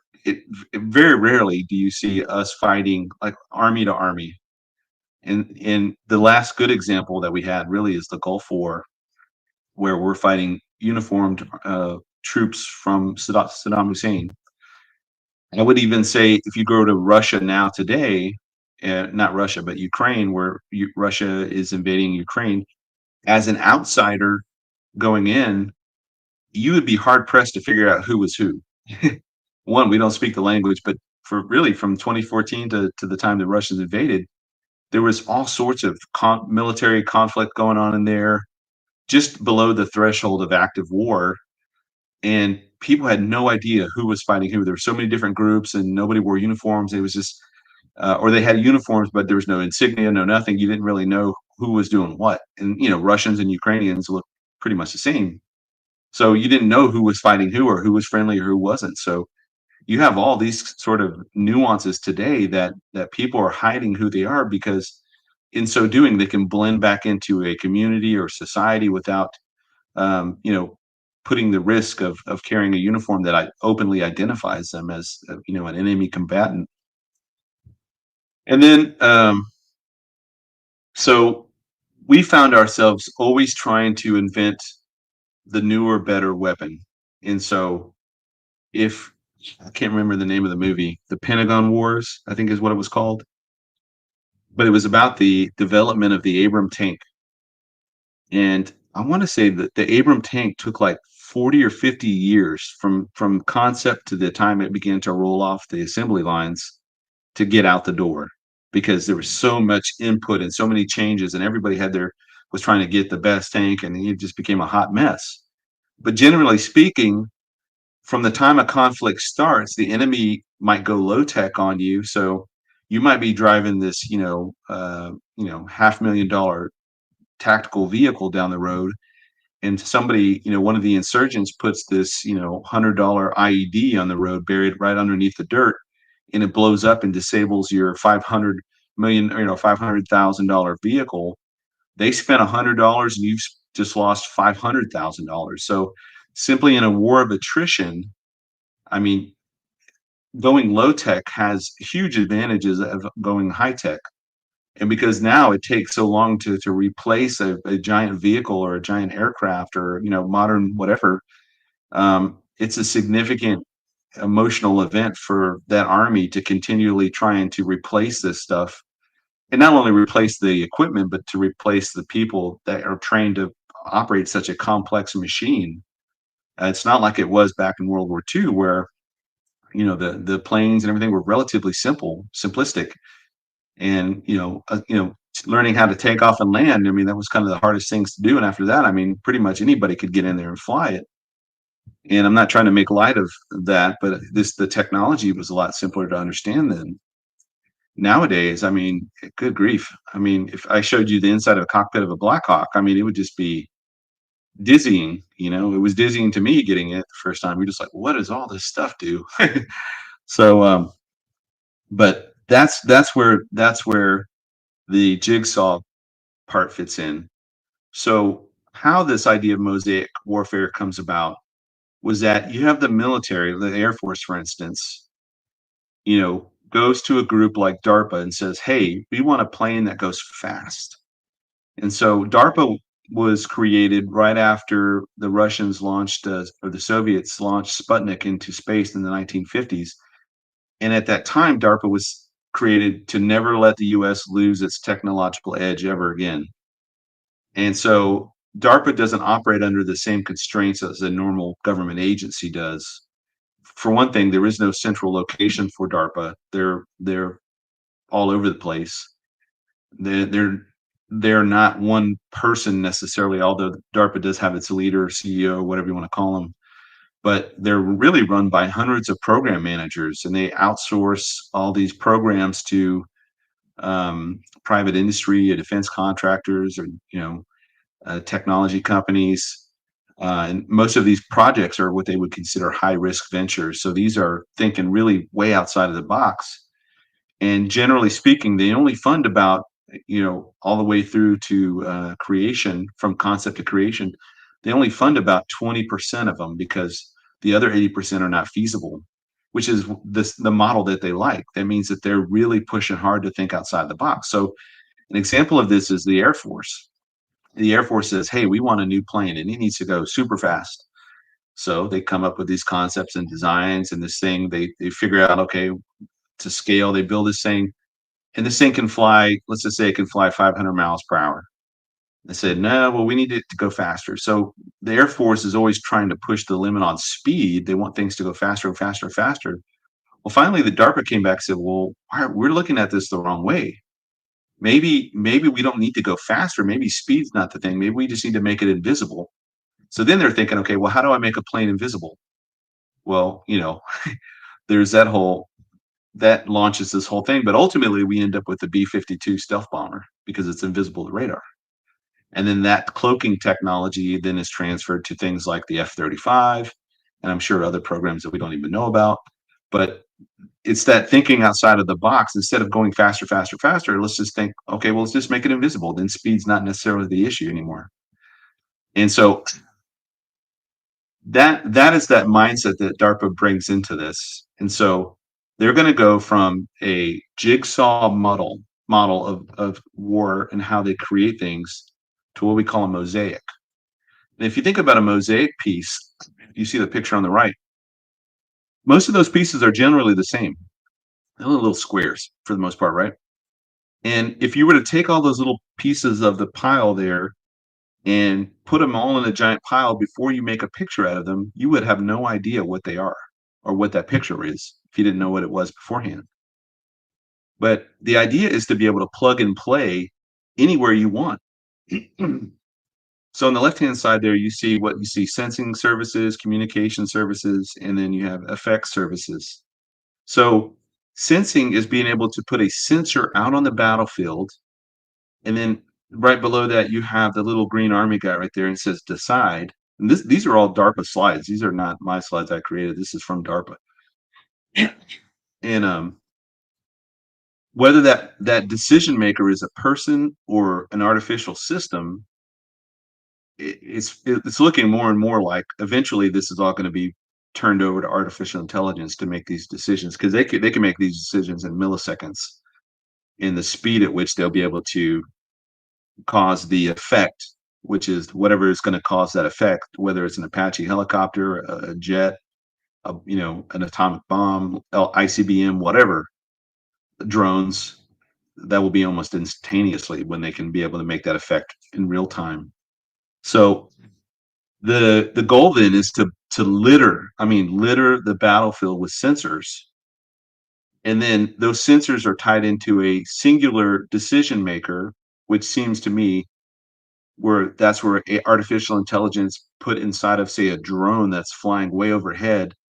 That's just like the hub. It's always up in the air, right? If you put solar panels on this thing, it can just keep flying and flying and flying forever, right? And it just makes decisions for all these sensors on the ground, and then that communication then is given to an effector. And whether that effector is another drone that has armed, with missiles or whatever, um, those things can continually present a an effective deterrent to any enemy entering a particular area. So I don't mean to lose anybody in any of this stuff, but I'm just saying that the way warfare was thought about in the past is shifting and changed to now. It's looking to where they are looking to flood the world with sensors, and then those sensors will provide real-time data back to some decision maker, whether it's human or artificial intelligence, and then that thing can decide, okay, yeah, destroy it, kill it, whatever, and that thing will be able to instantaneously act upon that. Now, all that said, we have this thing called we're always trying to get inside of what they call the OODA loop in the military terminology. So a OODA loop is observe, orient, decide, and act. So if you can get inside of that OODA loop of the enemy, then you're going to be able to make decisions ahead of before the enemy can even react to what's happening. And that's where they're trying to get all this to. So hopefully you guys are still with me. That was a lot. Okay. This is the last section, and then I'm going to end it here for the slides. I'll do a couple of Q&A, but then we'll pick up next week on the other side of this. Yeah, Linda says sounds like chess. Absolutely. Okay. Now, the veil I would liken very much to what if you remember the movie The Matrix, it's this world pulled over the eyes of everybody. And so if Satan is able to, through his spiritual forces, this hierarchy of fallen angels and whatnot, and through the human agents who now use these systems to control people, it presents a false sense of reality. And I would call that reality the veil that's placed over the nations. Now, this is where the ghost in the machine comes in, because this is where we see the flourishing of the spirit of Antichrist really coming forth. And I would say probably from World War II or World War One forward, we've kind of lived in this time I would call the spirit, the zeitgeist, or the Antichrist zeitgeist, the spirit of the age. It's this Antichrist spirit, and we see it permeating everything, right? So, what is the veil in particular? It is, well, it's the curse of sin placed upon the earth, and it blinds its inhabitants, and it from reality, and then it taints and corrupts, and then it destroys everything it touches. And this veil has a very degrading influence on our understanding of time, truth, and reality. And then it corrupts by introducing and perpetuating continual lines of confusion, generation after generation. So whether you live in India and you're subjugated to a community that is beholden to, say, Hinduism, you're shrouded in this darkness that it's very hard to get out and to get away from that. Here in the Western civilization, we've been shrouded in this veil of postmodernism, that we don't know what truth is anymore. There's no such thing as objective truth. Everything is subjective, and everything is whatever you want it to be. And so uh, you, this allows for things like paganism and all these different isms to come back, creep back into society and take hold and create these strongholds around our nation. Now, I want to talk about how this veil, this corrupting influence, impacts time. Because right now, even within our small community, we're divided on when things happened. And it's not a huge division within our community necessarily. For instance, Tyler might say, "Well, I believe that the cross was in 30 AD," and I'm like, "Well, I believe it's in 33." So we have a differences in understanding of how when we thought the cross happened, right? Um, there's a differences understanding of when creation happened. Um, you know, James Ussher, probably the most famous one to put a date to when creation happened at 4004 BC. But there are others who hold to different dates. Randy, I believe, holds to the 3970 or 3960, somewhere in there. And he told me and corrected me on one of them, and then I've forgotten already. But he's somewhere in there. But 10 theologians, you would have 10 different answers, when exactly they thought the creation happened. So we have good um, theories about, based on the information and how we process that information from scripture and from history and so forth, to come up with these conclusions about where we think time started. But that's just from a biblical standpoint. If you go to the non-Christian standpoint, you have catastrophism, the Younger Dryas, the idea that this huge catastrophe happened to 20,000, 200,000 years ago, however long ago it was, but clearly outside of our understanding of biblical timeline, of say 6,000 years. If you're a young Earth creationist, you have Darwinian evolution, which, in order to have Darwinian evolution, you need millions and millions of years in order for that theory to have any type of feasibility, because we've been here for what, 6,000 years of recorded history, and we've never seen a gorilla change from a gorilla. It's always been a gorilla, or an elephant has always been an elephant, or so on and so forth. So we've seen changes, macro evolution, in the sense that we've seen changes within species, but we've never seen it, or micro evolution, changes within species. We've never seen macro, where we've seen a thing, a spongy thing in the ocean crawl onto the land and then grow legs, and then that thing becomes kind of amphibian, and then eventually that thing becomes a bird, and then that thing becomes, we don't have that on the earth. We don't have any of the fossils of that. They've always been looking for the missing link, when they're never going to find it because it doesn't exist. But you have Big Bang, the idea of when did creation start? It started with this explosion in the universe billions and billions of years ago. And the thing about Darwinian evolution, or the Big Bang theory, is that I've seen that in my own life. This time has changed over and over and over. It's always getting extended out and made longer and longer. Um, I can't remember. I'm thinking back to when I was in elementary school or whatever. But you watch a show, you watch something at school, and the Earth is millions of years old, and then or hundreds of thousands of years old. Then it became millions of years old. Then it became billions of years old. They're talking about the universe, and I mean, they don't have a clue. They have no idea. They just have theories that they're working off of, and these theories are all designed to present a alternate reality that leaves God out of the equation, the God of the Bible. And if you go back, that so those things in and of itself aren't really helpful because there's all these conflicting ideas of when things began. Then you have paganism or pagan origins, and you have Sumerian, Egyptian, Babylonian, Persian, Greek, Roman, so on and so forth. Every one of them has a different starting point and a different idea about creation and how things began. If you go to the Egyptians, I mean, the universe is carried on the back of a giant turtle or something. So I, again, there's confusion on this point of where things began and how long we've been here since then. Then we have all the calendars, right? You have the Julian, Gregorian, Hebrew, Islamic, Indian, Chinese, and then the different ways that we measure time in those calendars through the astronomical signs, whether it's a lunar calendar or a lunisolar, the Mazzaroth, the zodiac, seasonal, whether you measure time through solstices, etc. So I just think that there is a huge disconnect across the world writ large about where we are in time. And so when I talk about time, I always use it in a very general sense that we know roughly it was 2,000 years from Adam to Abraham, based off what the Bible says in the genealogies contained therein.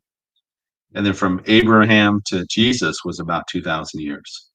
And then from Jesus to today is about 2,000 years. So we're coming up on the 2000th anniversary, which I know there's different disagreements between when people thought the crucifixion happened, but generally speaking, we're confined to about a 4-year period between 29 AD and 33 AD is when I'd say 99.999% of Christians understand the crucifixion or the timing of the crucifixion. So we're about a 4-year window. We're quickly approaching that 2,000-year window for when the crucifixion took place. So that our understanding of time is all messed up. But for demons and for the angelic host and for the demonic host and the fallen angels, etc., they are not confused about time. They were there at creation. They were there when the flood happened. They were there when Abraham was born. They were there when Christ was crucified. There's no confusion on their part with regards to where we are in time. So it's interesting to me, and I made this point before, how the world seems very fixated and focused on the year 2030. And it just seems to me that there's something about this date that we're not privy to. We have conflicting ideas about it, but I know the angelic realm is not confused on this issue. So if these demonic hosts are controlling their human agents, and they're getting these human agents who are the financial powers, the political powers behind the thrones, if they're getting the United Nations and the World Economic Forum and everybody spinned up for 2030, I got to think that there's something to that. I don't know if that's the midpoint, the beginning. I don't know. It's just that general time frame seems curious to me. So Soothkeep did a good show on calendars. Yeah, yeah. Lee is definitely a guy to listen to on this. Now, with regards to truth, this is a lot, but this is the last section here. If you look across the scope there, this is a tiny sampling of huge influencers in the world who even now, for any of these who have already died, they're still influencing people from beyond the grave with their ideologies and philosophies and ideas that have proven disastrous. I mean, to the point of the death of hundreds of millions of people have died because of their ideas.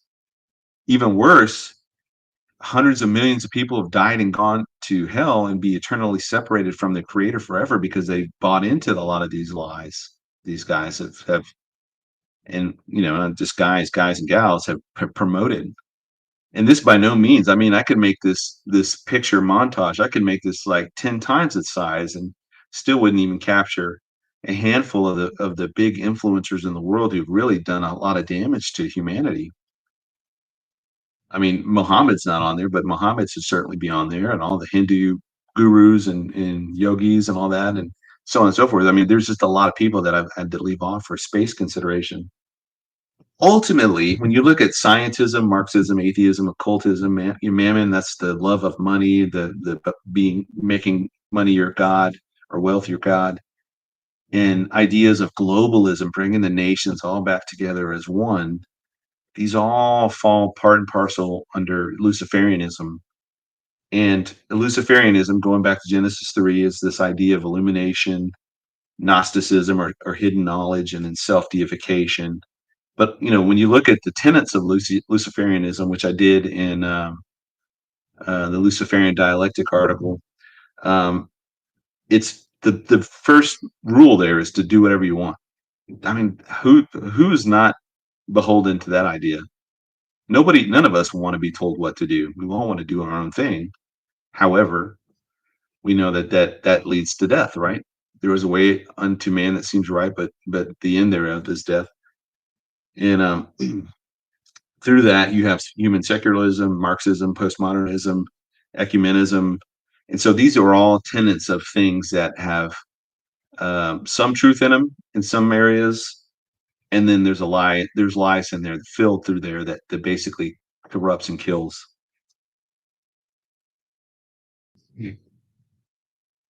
Now, this quote here is attributed to Voltaire. I don't know if he specifically said this exact wording, but it's always been attributed to him. But he said, "Those who can make you believe absurdities can make you commit atrocities."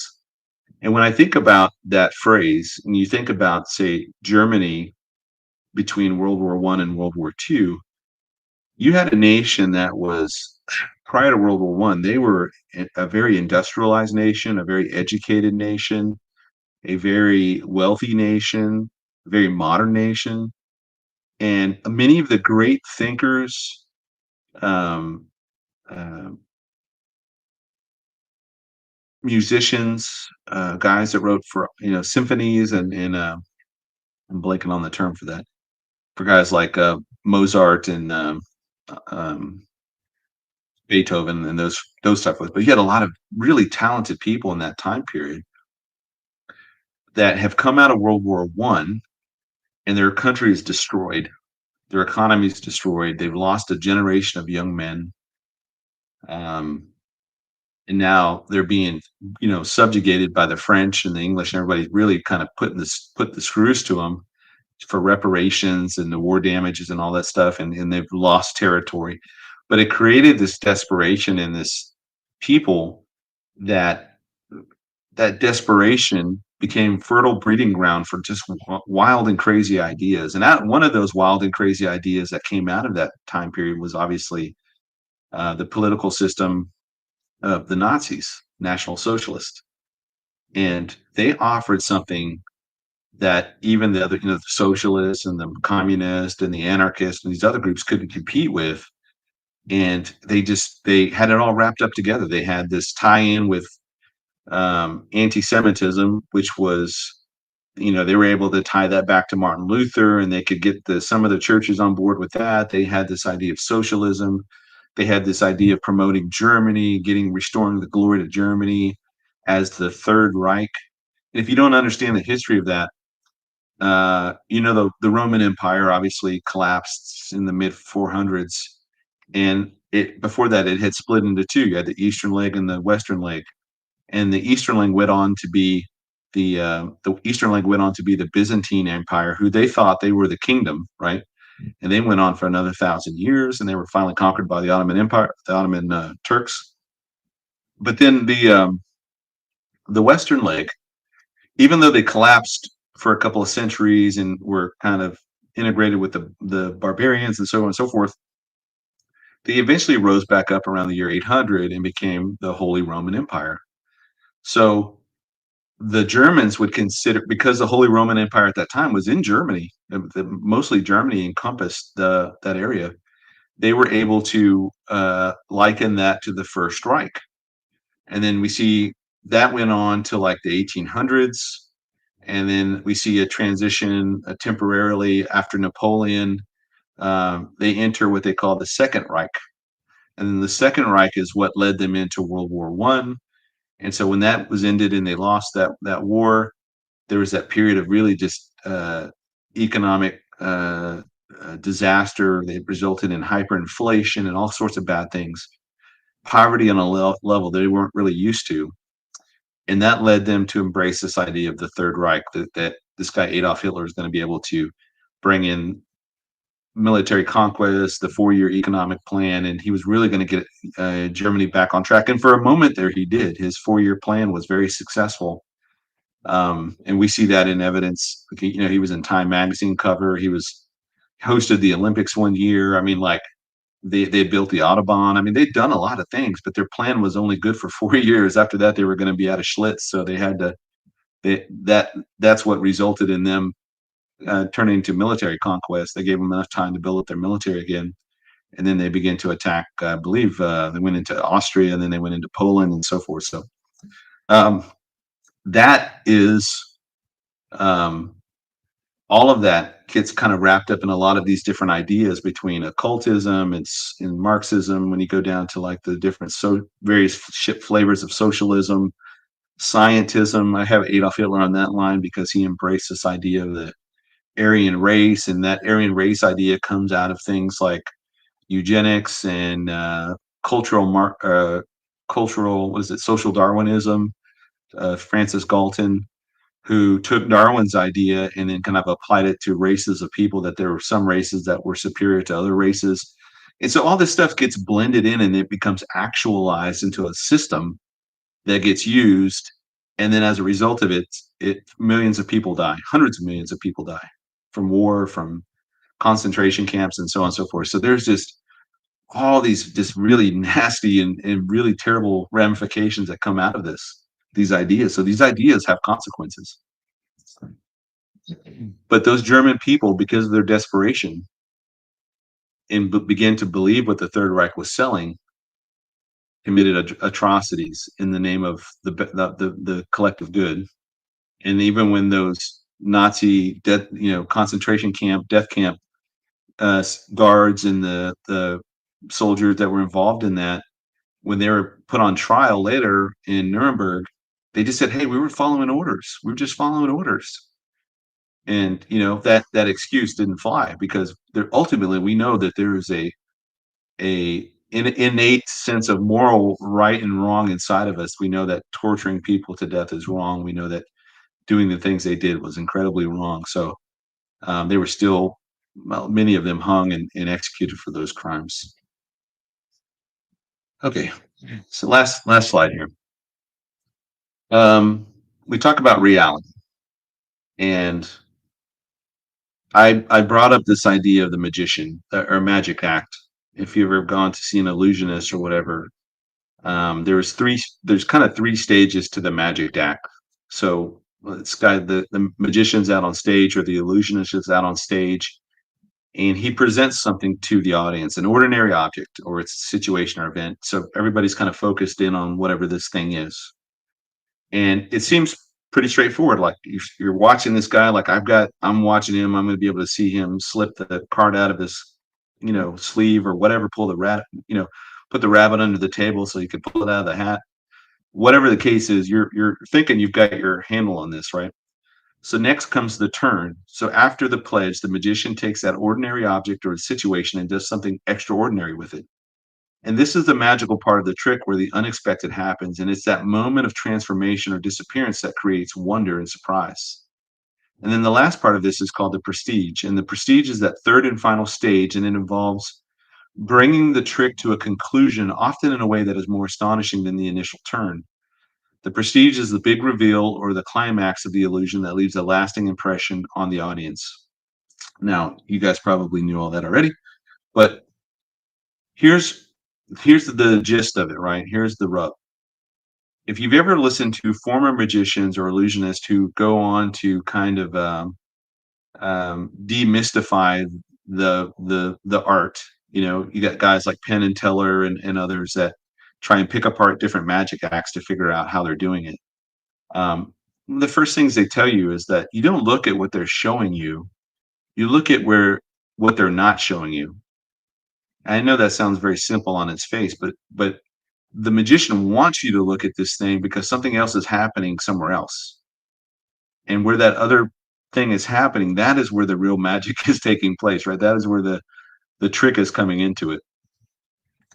Now, very much the same with the way the world is today with regards to what the world is selling us as far as reality in the future, and whether we're talking about the Great Reset or Agenda 2030 or whatever, they're selling us this picture and they're saying, "Hey, look at this thing right here," but they're not showing us what's over here, right?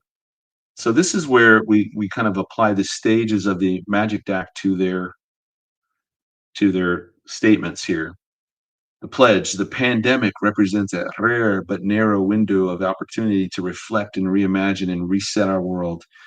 So you have a guy like uh, Klaus Schwab, who has been a public figure for decades now, pushing this idea through his organization, the World Economic Forum, of a great reset. And it's also called the fourth industrial revolution. I mean, there's a lot of different names for this, but it's all generally focused around the same time frame of 2030, of we need to transform the way the world was to the way the world is going to be. We need to make that happen sooner rather than later, right? So this is this straightforward pledge, this idea. So then you have the turn. So you have I don't even know, member of parliament in Denmark. She says, "Welcome to 2030. I own nothing. I have no privacy, and life has never been better." And so this is astonishing, and it's shocking to most people when they hear this because they're like, "What? That doesn't sound wonderful. That doesn't sound better. That sounds awful." But somehow your people buy into this. People are believing that this is a way forward, a way to break out of the constraints of the 20th century and the way the world was, because there is a lot of inequality in free market systems, and that's really what it's kind of based on. It's based on the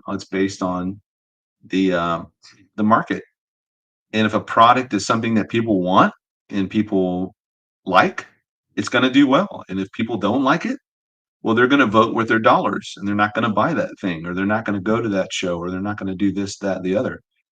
And that's the way free market capitalism works. But here it's saying, I don't own anything. So think about what you own right now, whether it's a house, car, clothing, laptop, a desk, furniture, pets, whatever it is. She's saying you're not going to own any of that stuff. And life has never been better. And that in and of itself, it implies a lot of different things. Like it implies things like universal basic income, that everybody's going to get paid regardless of what they do. And we know that this has been tried before in little communes. People, in a cult, they might break away and say, "Hey, we're going to go live in this little whatever, what was it? Jonestown in Guyana, where Jim Jones took his little flock with him. Said, "Hey, we're all just going to live kind of communally and very much Marxist in nature, how he planned this community, that everybody was going to work together, and then we would eat, and then we would work." And so it ended up being basically a socialist commune, right? And that absolutely kills and disincentivizes people from doing the best that they can do, because it doesn't matter how good or how bad they do, they're still going to get fed. So ultimately, that system it always fails. It's never worked anywhere. And then the last part, the prestige, is the surprise. It's like, you'll own nothing and you'll be happy. And I put or else, kind of to that, because they're telling you ahead of time, revelation of the method, hey, this is what's going to happen. And now we're starting to see little bitty things happen here and there that begin to strip power away from the individual nations, which means it strips power away from the governments, which strips power away from you, the voter. And pretty soon, they're going to own the system that owns the system, or that controls the system. And you're not going to have any say in the matter. Now, I believe the rapture happens before this, so I don't think this is going to apply to us, but we're seeing the stage being set right now for this. And just like every utopia that's ever been promised, it always turns into a dystopia. It always turns into some authoritarian ruler taking over once everybody's disarmed and fat, dumb, and happy, and then they don't know what hit them. They're just in bondage to whoever the guy is, and they become serfs. That's it. Mark Twain once said that history doesn't repeat itself, but it rhymes. And this has been tried over and over and over. This is the same thing. The only difference between this and the way it was in the past is they'll have the technology now to enforce this to such a degree that there's no way to defeat it apart from Christ himself coming back. All right. Two more slides, I'm done. The quote here: perfect dictatorship would have the appearance of a democracy, but would basically be a prison without walls in which the prisoners would not even dream of escaping. It would essentially be a system of slavery where through consumption and entertainment, the slaves would love their servitude. Now, we see this a lot today with the skyrocketing use of psychotropic drugs, the onslaught of entertainment in every form and fashion, uh, even sports. I mean, we had the Super Bowl last night. I mean, people are distracted, and as long as they're eating and having fun, they don't really care. And eventually, this is going to become prison. And when you become a born again believer, your eyes get opened, right? And you realize, hey, there's more to this thing we call life than just what I'm seeing right in front of me. There's the eternity. I'm going to be living in I'm going to live on for eternity. I'm not just going to die and rot in the ground somewhere. Things are going to keep going on, and I have to decide where am I going to go, heaven or hell? How do I get there? And then what do I need to do between now and then to get prepared for that? And you'd think with churches would be the vehicles to be the ones to present all this stuff to the audience, see, be warning. But the churches today have largely become like the world. I mean, you think with all the recent atrocities, in the world, you think with all like the geopolitical events, the world, we're racing toward this like seems like a global autocracy. You'd think with the signs and the wonders and the convergings of all the signs in a single generation, you think that the church would understand the times in which we live, and we would be a powerful force for good in this last generation. And if you thought all these things, you'd be wrong. And so, what is the response of most churches these days? I mean, that's the response. Churches are just, la di da. They don't want to talk about it. They've largely just embraced this idea of amillennialism that there is no kingdom come, that one day that this will all come to an end, and we don't know, we can't know anything, and blah blah blah. And so it's maddening to listen to teachers and preachers and guys who routinely disparage Bible prophecy, and it just it makes me sad. It makes me sad that I could sit in a church every Sunday for months on end and never hear a peep about the Lord's return. And so that's the first half of this presentation. Now, I promise you, it gets better. That's only I gave you the bad stuff first. So next week I'll give you the good stuff. But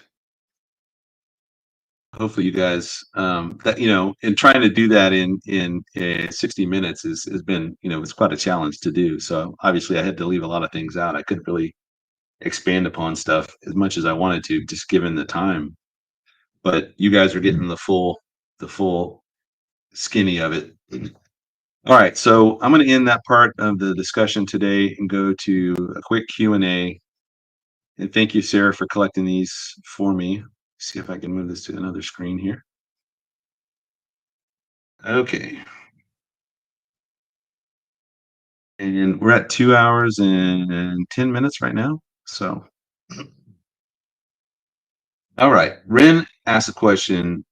Given the events that have transpired already, do you still hold to a gap theory after the rapture? Yes, I do. If so, how long do you think the gap will be? Now, I do think there's a gap because I don't think that like day one we're going to have the rapture, and then the next day the Antichrist is going to sign a covenant that you know starts the clock for the official 7 years of the Daniel 70th week. I think the minute the rapture happens, the rapture in and of itself is a form of judgment that creates chaos in the world. And if you've seen that old saying in Latin, I think it's ab order chaos, but out of order or out of chaos, order will come. And we see in the Hegelian dialectic that they love to use crises to exploit power grabs and things like that. I think that the rapture triggers a collapse in varying sorts to primarily the United States, but then through the United States, that collapse domino effects out throughout the world economically and politically. And so various nations are going to be hit in different ways in the sense that some nations don't have a lot of Christians in them. Like Afghanistan, for example, or many of the Muslim nations don't have a lot of Christians. So they wouldn't be impacted as hard as say a nation that has more Christians in it. Even China has a lot of Christians in it, but they're mostly in the lower rungs of the social ladder there. So if all their Christians were removed, there would be an impact, but it wouldn't be as significant as say the United States, where Christians are layered amongst, or scattered amongst every layer of social strata that we exist in. So I think understanding the second and third order effects of the rapture. So let's just say the rapture happened the second right now, then I would no longer be working for who I work for. I would not be there for work. So whoever was going to do my job now is not there to do it. Somebody else has to cover down. Um, I wouldn't be paying my mortgage anymore. I wouldn't be paying my car payments or any other bills I have. That all stops. So then multiply that by several hundred thousand or millions, and that is going to have an incredible impact on society and our American economy, which will then collapse our economy, who's already in debt over their heads. So that's just the economic part of it. When you consider the lawlessness that's going to entail, and even let's just say I know that people use I'll be driving in a car and then I'm not there anymore and that car crashes. Okay, let's just say that that happens. Let's say 10% of the American population is taken up, so that's 33 million or so. And out of that 33 million, let's say that 10 million were driving some aircraft or vehicle or car or whatever. So then that happens instantaneously, right? And then you take away the folks that are raptured outside, you take them away from the emergency services like firefighters, paramedics, doctors, nurses, police officers, etc. Now you've got a reduced response force in this huge spiking crisis that's happening. That is going to have its own second and third order effects. So every one of these things is going to be exponentially aggravated to such a degree that it's going to create chaos very quickly. And I think that that in and of itself is going to have to take time to get the leadership of the world at that time to get their hands around what's going on. So I don't think things are going to happen instantaneously. I think things will take a little bit of time. Now, where I thought, say, back in 2011, 2012, I thought, well, maybe there's 10-year gap between the rapture and the start of the tribulation because so many things still had to happen. I don't think we have that 10-year gap anymore. I think that gap is significantly shorter than it used to be. I'm still thinking maybe around a year or so, but it could be up to three years. I mean, we don't know, but it just seems like there's a lot of things that have to happen between the rapture and the actual start of the 70th week. So hopefully that answers your question. Trish, is Jesus on the throne of David now? No, no, the throne of David is going to be in Jerusalem, and Christ will be ruling and reigning from Jerusalem in the kingdom after the second coming. Florida Mermaid, do you think that God is currently blinding people now? I mean, how does any thinking person not put these things together? Well, in Romans 1, it talks about people being given over, right? That God, people, will believe whatever it is they believe. worshiping idols and nature and living in sin to such a degree that's a huge offense to God. They're just given over. And finally, God gives them over to their sins, and they are then blinded. I think there's a veil over the nations, as it talks about in Isaiah 25:7, that there is this veil. God's going to remove the veil in the when the kingdom age comes. But right now, it's individuals being blinded through their own sins and through their own hardness of their hearts. And then there is a kind of a collective blindness, partial blindness, hardening, if you will, on the Jews, according to Romans 11:25. So I don't know what that, it just seems like for them, it's such a hard barrier to get over to embrace Christianity that many of them really struggle with this idea of even opening or reading the New Testament. They just grew up with such a terrible negative thing about, the New Testament and Jesus and Christians altogether, that they largely shy away from it. Okay, Caterlin, with our military come against American citizens, I'm thinking yes. Well, if there's a civil war tomorrow, I think you'd have a significant, overwhelming majority of military that would leave, that would, go AWOL and they go back to wherever they live. So I don't think that they would.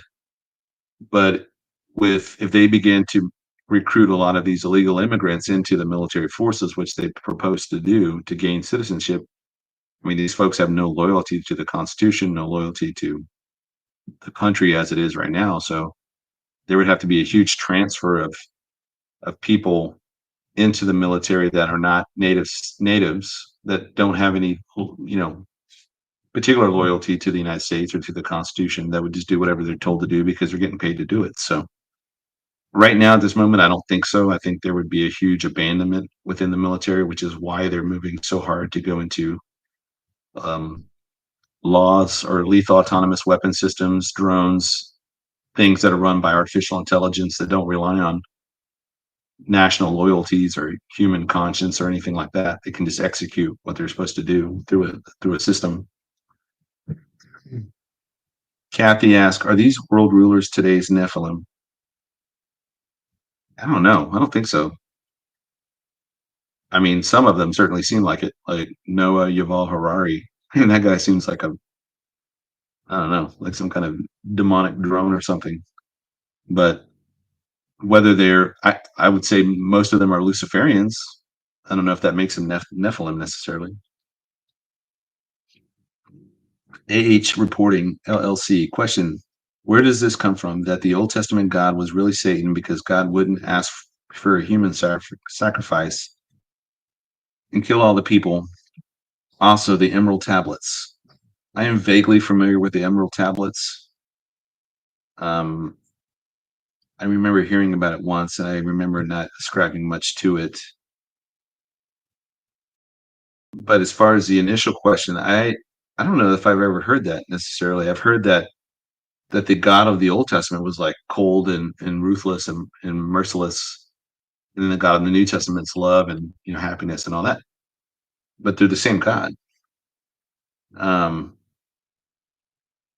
I don't know. I have to look into that one because I have not heard that before. At least I've not heard it framed that way. Let's see. Annette Hamilton. Question: did you see the Super Bowl and see our Lord Jesus being glorified through Chiefs quarterback Patrick Mahomes?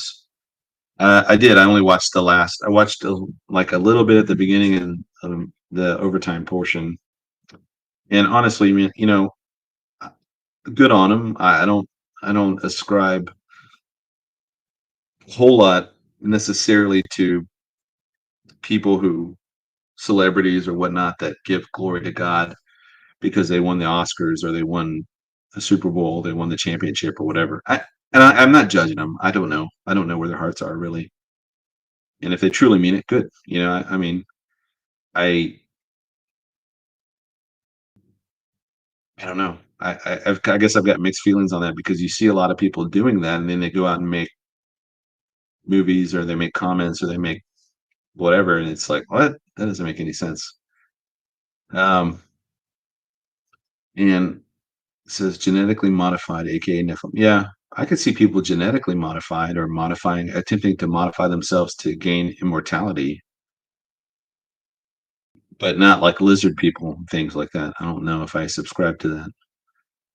So Annie, hopefully that helps. Um, I think immediately after the rapture, I think that's very going to become very evident. Uh, but yeah, back to the thing about giving glory to God. Yeah, I don't know. I'm not trying to. I don't know his heart. I don't know him. It's hard for me to make a comment like that because I don't know if he really means that or if he's just doing that because religious purposes or because I don't know.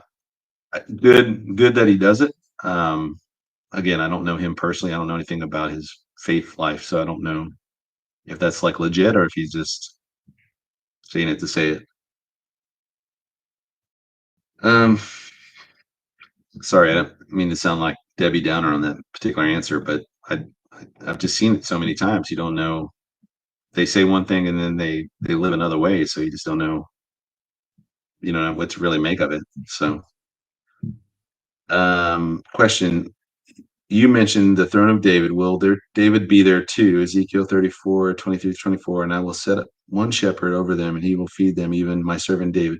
Yeah, I think Christ will be ruling from Jerusalem, from the throne of David, and David will be there as ruling with him, under him, as a chief prince or whatever, under Christ. When Jesus says he's the King of Kings and Lord of Lords, I mean that we are going to be the church is going to be taking on leadership responsibilities as lords or whatever the case is under Christ, right? We're not going to be like him or anything like that. But I think also within Israel, the apostles and David and some of the patriarchs are going to be ruling with him, from ruling Israel in particular for that. So Susan F. Mahomes was wearing a cross necklace. When I was a kid, I used to tell my mom, we were trying to make the argument that Prince and Madonna were Christians because they wore cross necklaces. So I don't know if that really means anything necessarily, but anyways, my dogs are going nuts. My wife just pulled up. Okay, here's got to be the last question because I've got to get ready to go and pick up my kids from school. From Angela V. Thank you, Sarah, for collecting all these thus far. How is it that our Lord Jesus shared Passover Seder with his disciples, but he was crucified on Passover at the time that the lambs were sacrificed? So I believe Christ was crucified on a Thursday, and that was the dinner before Passover. I guess they must have included that as Passover, but I believe he was crucified on a Thursday and he was buried on a Thursday, was in the grave on Friday, was in the grave on Saturday, and rose early Sunday morning, or yeah, on the third day. So I'd have to go back and look at the particular timelines, but I know there's some dispute on what date. I don't think he was crucified on a Friday by any stretch. Um, Annette says Pete, chief quarterback, prays on his knees every single game to God. Again, he might be the real deal. I don't know.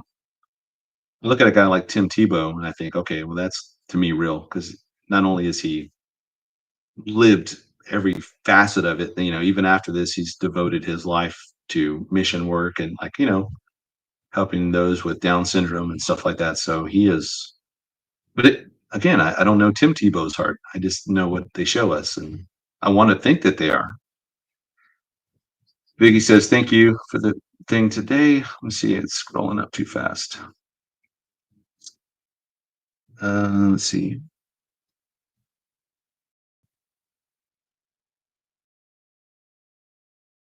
Okay, here's the last one. Let's see. T. Roland question. I have friends who think that if we're here when the CBDCs are in effect, they will just use gold. How would that work if we're supposed to be monitored? Yeah, I mean, if a store is only taking CBDCs, unless you're trading on a completely like a black market situation, we're just trading and bartering and stuff, you're gonna have to use CBDCs. I mean, there's just no other way around it. And eventually, I don't know if we'll be here when these things get fully implemented, but I do think we'll start to see them come out in varying facets or whatever. But That is not the mark of the beast. So the mark of the beast is what the Bible says. It's going to be a mark in the hand or the forehead, and it's going to be a sign of worship and loyalty to this beast system. And so far, I know that the technology exists, but the CBDCs are not now being presented as that. So thank you guys. Thank you, moderators, for helping today. I know we went a little long.